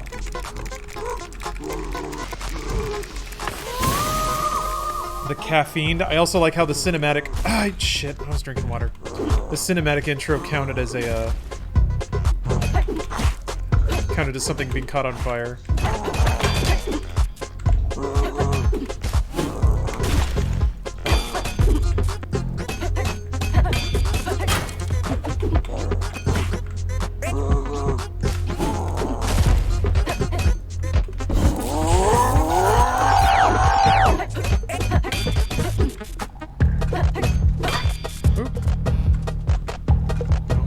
Freaking out. I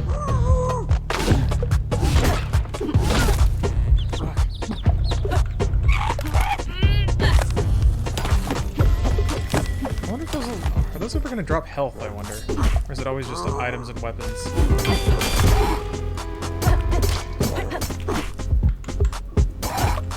Pretty lucky that they didn't move anywhere, do anything.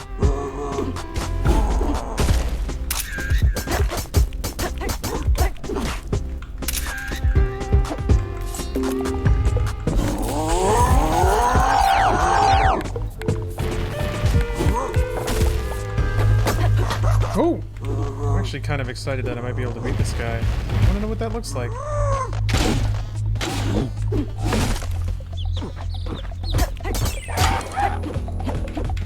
Switch items. Oh my god. I don't know why I can't figure out what button is what. That's what we call a choke. Like, just shake up his... Oh, that's what he does. Okay. Ah!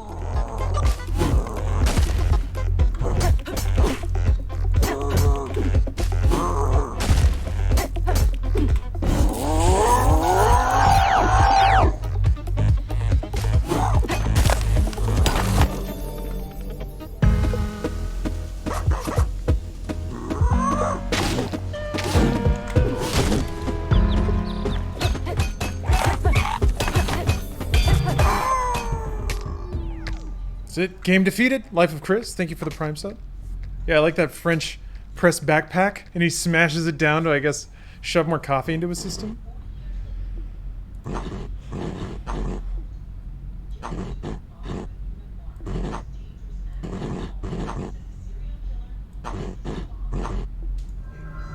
God, the phonetic grunts of the characters are so good. It's like a funeral bell. Oh, there's like QR code static around it. That's pretty cool.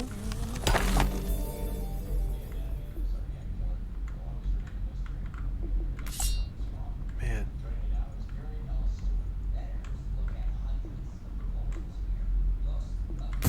Ooh.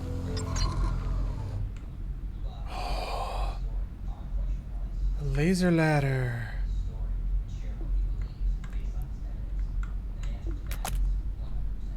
I wonder if you can do that multiple times. Or there are 4 dungeons, each with 4 floors. I guess that's... Yeah, climbing the corporate ladder. Oh,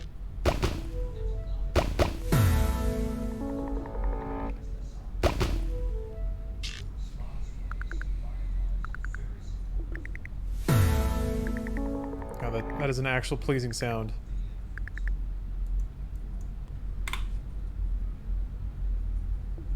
Yeah, I'm curious to see how it, like, does it set up a mechanic where you can just run that dungeon unlimited times kind of thing? Or is it like, hey, you beat it, move on to the next one?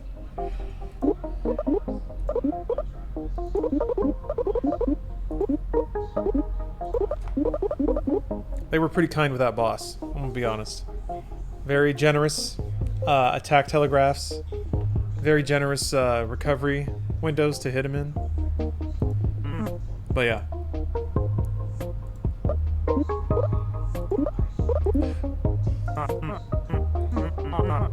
Oh no.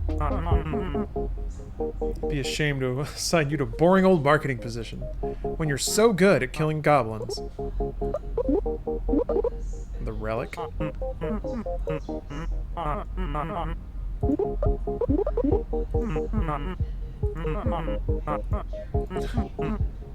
Mana press. I've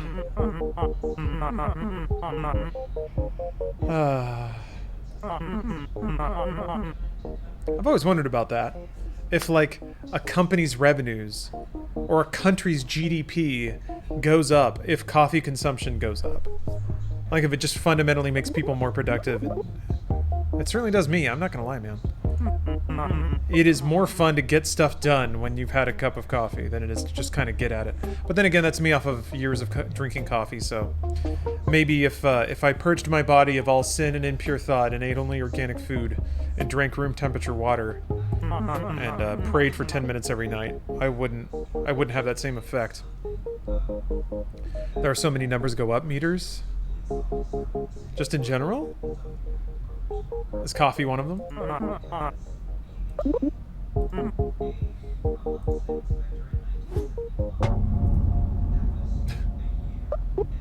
Okay.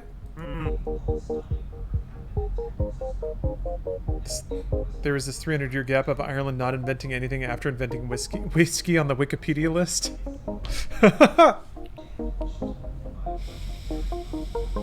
That does imply a certain tale, doesn't it? Most people were drunk during the Dark Ages, so not much stuff actually happened during that time period because of that. Ah. Yeah, I know that, like, it seems like a lot of sociological studies have borne out that alcohol is pretty damaging to a society. But, you know, Prohibition tried to... To me, Prohibition is the ultimate in trying to govern by math and how you just can't do it, even if it is objectively the better thing. That it kind of tempers me out sometimes when it seems so obvious to me, like there are problems that can be solved.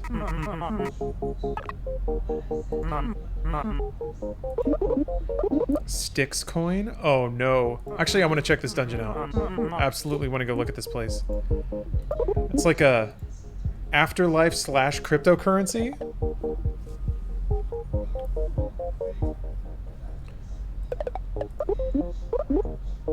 Really wish I was getting paid. It's a bummer the way they treat fresh grads in this industry. Anyway, go back to work. Can make the most of it. Oh no. There's a million ways to be more frugal, from abstaining from lunch twice a week to picking up spare change off the office floor. Oh, it's so easy. You just have to find the right angles, that's all. You just gotta try harder. Never, ever, ever, ever, ever getting sick. Never getting sick will keep some money in your bank account for sure.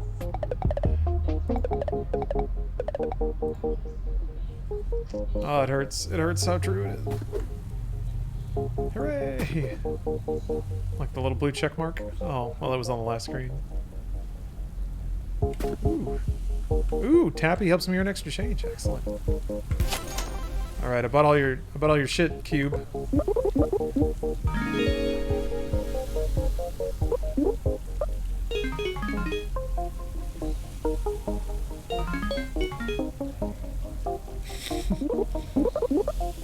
Oh man.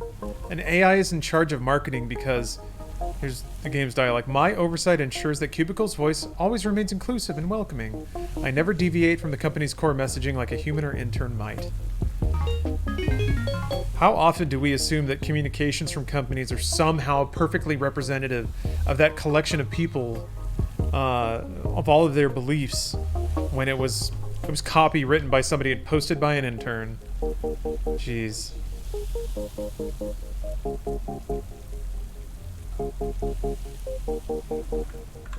Oh, John, Alana, Jacob, and Rahul are all going to play a game together? That's pretty cool. Yeah, it's pretty well written, the Roman Touch. It's some of it's kind of on the nose, but like somehow it's not groan-worthy despite doing that. Like it could read so much like you're just whining. You know, you're just using the script to whine.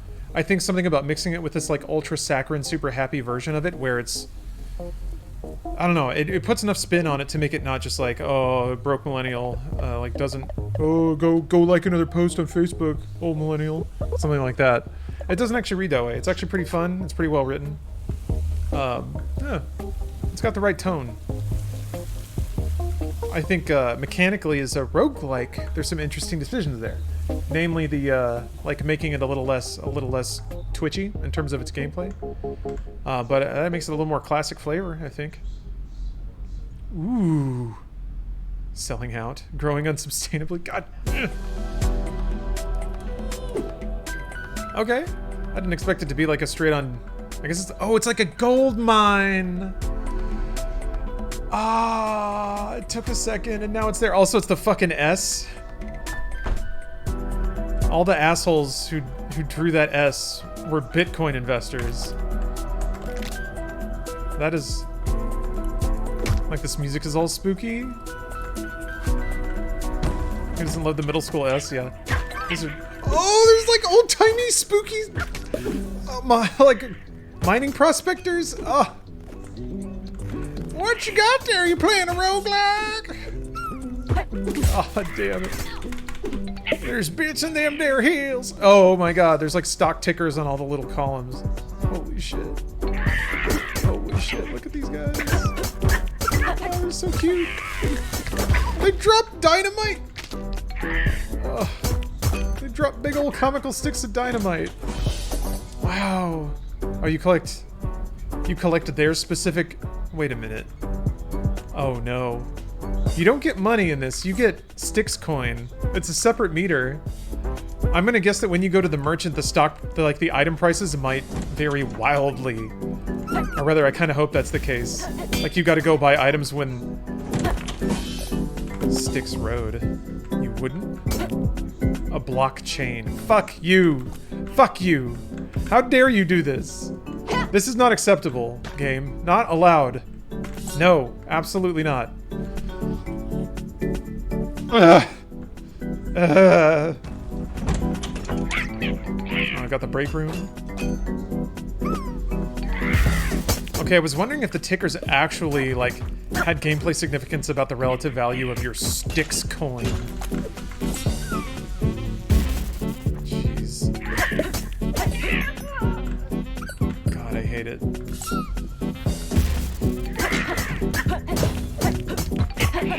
This game a lot of fun. It's a capable roguelike so far, mechanically speaking. What? Hey, don't take my Styx coin. I want that now all of a sudden. Give me that. Jesus. I'm enjoying it so far, and I'm liking it the more I'm playing it. God, yeah, it's just the S. It's just the S. It's got a pretty good sense of humor. It manages to be pretty funny and clever without, like, it's not very subtle. I guess I'll give it, but it manages to extract a lot of, like the floors, like geographical survey maps. It does find a lot of mileage out of its concept and its theme.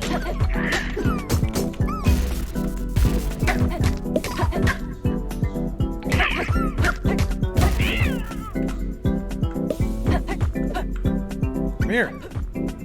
Oh my god. There's vampire bats that are a little electro boys.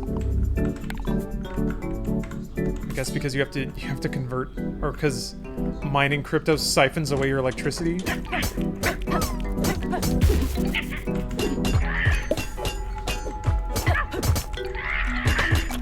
Yes! Yes! I'm in a minecart! Ah! Holy crap, beautiful.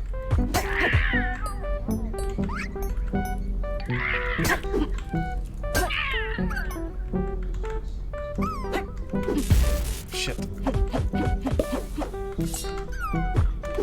Damn, is that doing damage or is it just disarming?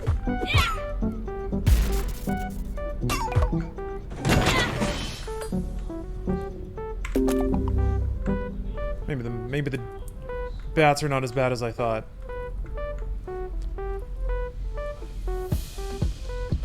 The doors are S as well. Yeah, it's just everywhere. Because that sick S is the pinnacle of visual design. Death is not the end. When I die, it'll be on the blockchain. Reanimate your... Oh. I guess somehow it literally converts human souls into cryptocurrency. The best time to start mining is yesterday. Oh. Oh.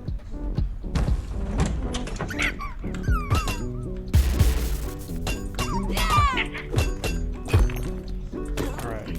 Oh, let me throw the... Shit. Yeah, WASD is not the best for that.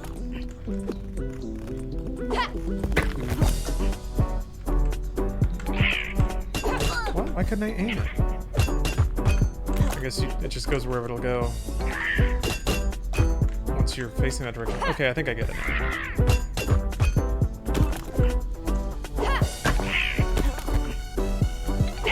Figure out how to throw and hit stuff a little more often. Ooh! Alright. Actually, I want to get to the shop, because I want to see if I can figure out how this Styx coin thing works. Hold on. Oh, okay. There were some items in Styx coin and some in money. Styx bar. Rock hard snacks. Rock hard abs. Oh, man. What a great tagline. Like, it's clear they just... Oh, okay. Ah, yep. And there's a conversion. Okay. So I guess that line means it's a bad time to convert? Oops! Oh, well. I guess I did that. I have a literal ball and chain connected to my character because I'm $12 in debt. Because of course it let me go into debt. And now I can carry around my literal debt. A giant ball that says debt on it. Throw it at enemies. It's taking damage. It like flashed. fuck, man. Alright, well, let me chomp on a sticks bar. I have armor now. Is that what I bought? I actually don't know what I bought. Does the rate change after rooms? Let's find out. Okay, so it's 0.0019, which is, you know, oh god.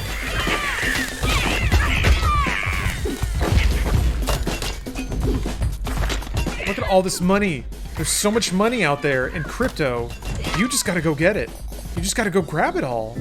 Just go get it. It's right out there. Just get it. It's free. It's free money for you. Milk. Delicious. Oh, I'm huge. Holy crap. I'm all pissed off. That's what happens when you drink your milk. Alright, 0.0019. Let's see. Maybe. Let's see if I can clear another room or two. Maybe it's just stuck that way per run, so you kind of like... You have to budget what items you can eventually afford.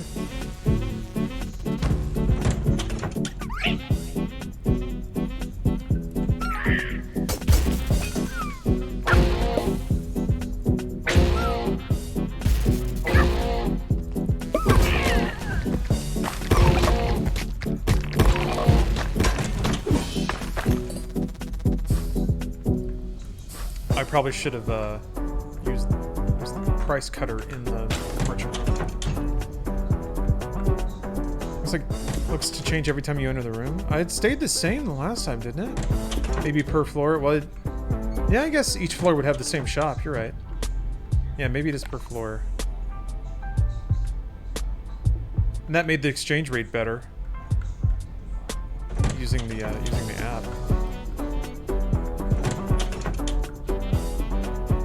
Get a bigger ball with bigger debt. Let's find out. Yeah, because it's like once you're in debt, who cares? I guess you just carry this. I mean, I could theoretically pay it off. But let's see.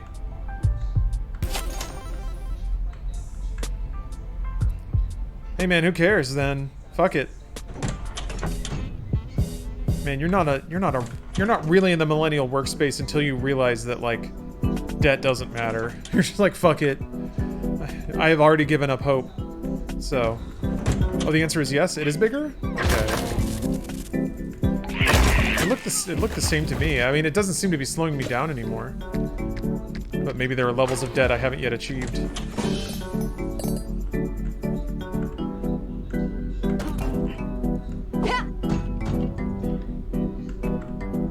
That's a pretty amazing mechanic. It's like it's bonking like I can break it, but there's no way. It's got to like be so prohibitively.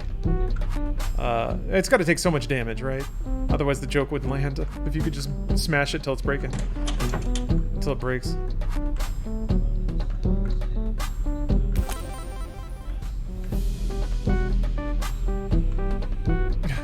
It's like a conspiracy board. Server racks grinding away.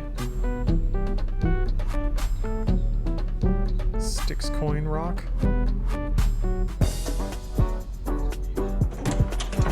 Jeez. Is the debt effective as a weapon? I'm gonna guess no. I've actually had pretty bad luck with thrown weapons. I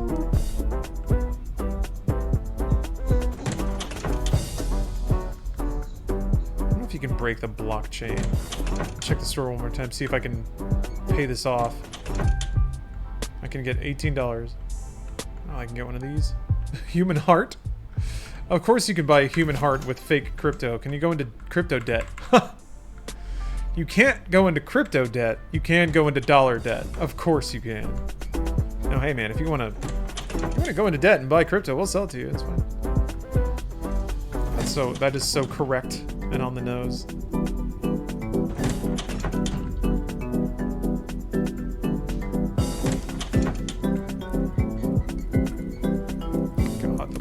Minecart is like squeaking. The mech? What the hell, man? Well, at least they're walking through the fire. That makes it easy on me.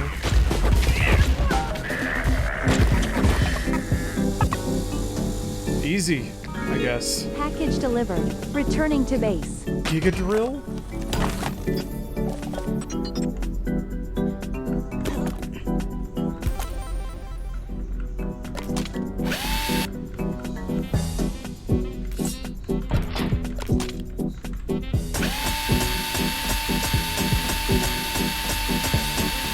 Was it changing in color? It wasn't yellow before, was it?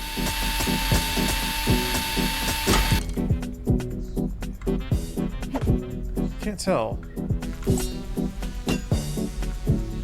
Huh. Oh yeah, rock climbing wall. Oh my god, I didn't even reanimate your assets. Stab lactite? It was blue and black? I thought so. Yeah, maybe you can just punch it till it breaks. It just takes forever.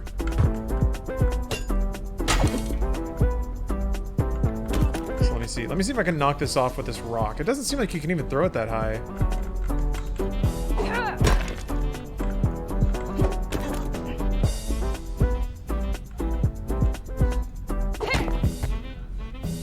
I mean, I hit it. Oh. It's the light from above. Oh, okay. Alright. Oh. Oh. Guess you don't get more debt until the next floor, maybe? It was ready for me. God.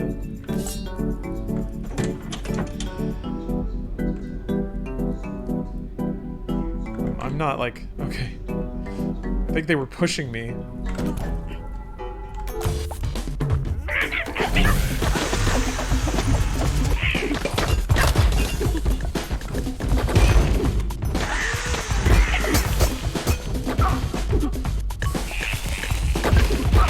What is going on?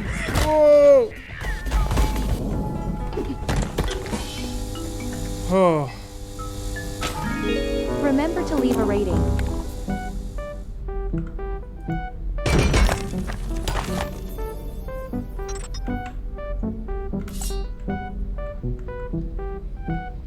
Okay.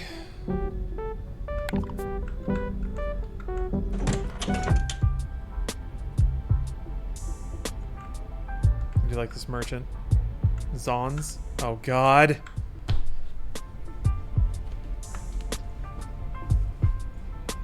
I guess I shouldn't be shocked. What you got Undertale references here? Oh my god, his shirt. An anti-aliasing club. And he's got the bag. I feel bizarrely seen. Oh, he puts on a disguise and goes to the other side. I mean, no, this is an entirely new person.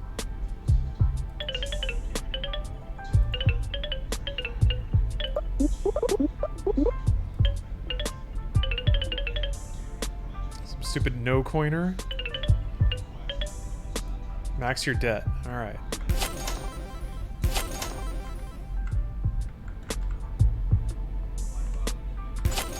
Yeah, shit.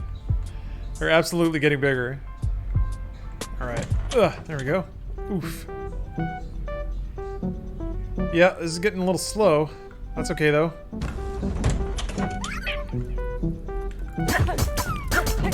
It's alright. Not a big deal.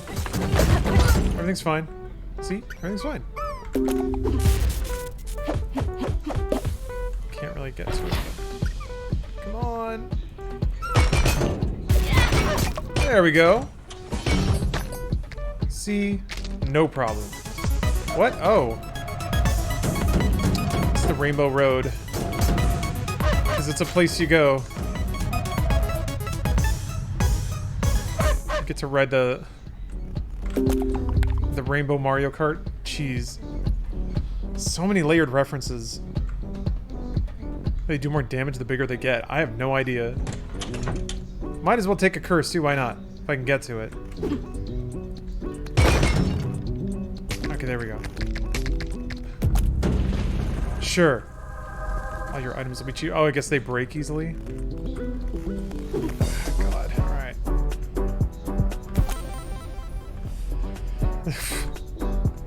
The legendary double hockey sticks.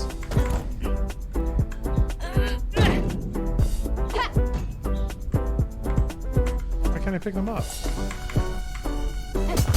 Huh. It takes up 2 slots?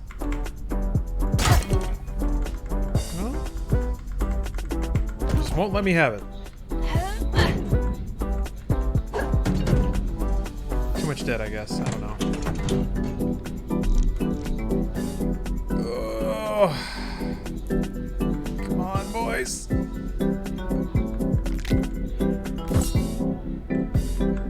There we go. Yeah, everything already broke. I can't get away.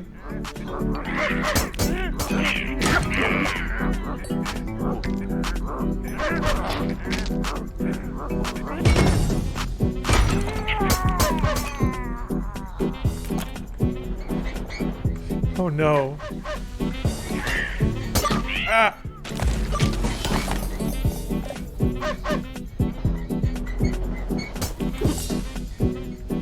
Yeah, they don't think they expected that combo of things to happen. Is it gas? Oh. Come on. I can't pick up anything!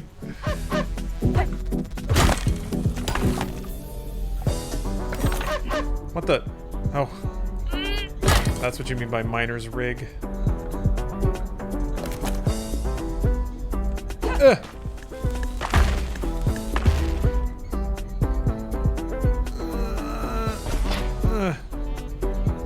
Oh, okay. We're gonna be rich. That's just what it says. Ah. Crap.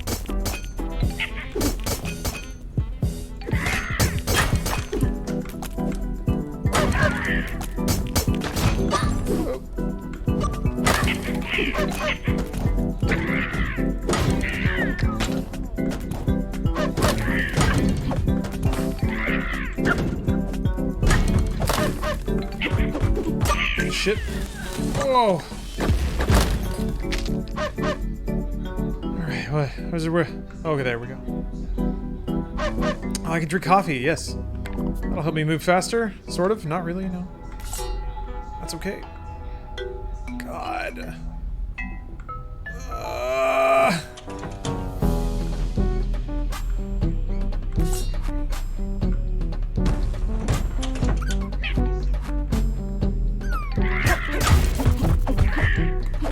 Shit.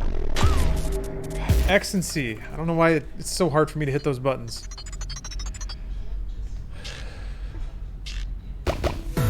Alright, well, you know, Mentor leveled up, so everything's okay. Look at all this progress. Yeah, too much debt. What a fun mechanic. What a silly and fun mechanic. Jeez. Lean, large, and in charge. That's me, baby. But for no longer tonight. Alright. Actual last round there. Oh wait, hold on. We got a fun little sketch to watch.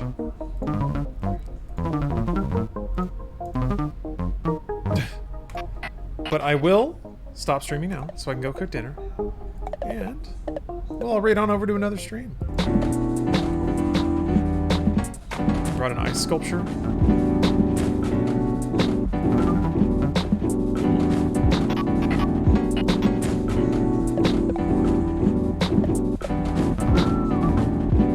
I don't know if the music is supposed to be doing that.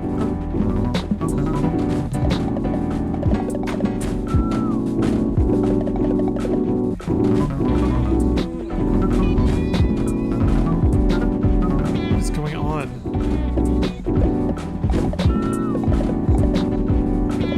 Yeah, it's two music tracks. Why was it shaking? I guess because he was being a CEO.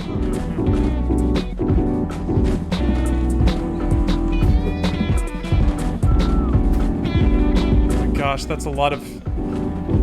I mean, oh, I get to come over here now. Stop it. Cube. Cube, stop. Stop it, Cube. Cube. Stop. There we go.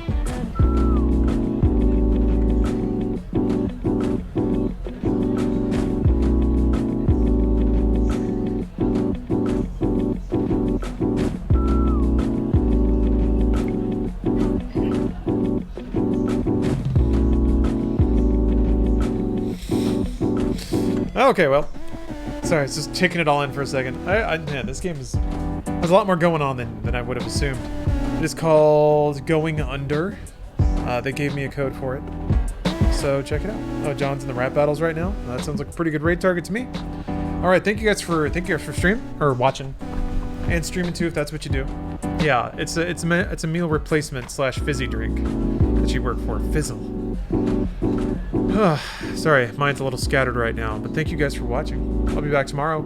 Genshin Impact is actually downloaded, so I'll play it then. Then, yeah, who knows, man? A lot of sweet video games to play, so have a good night. Check you next time.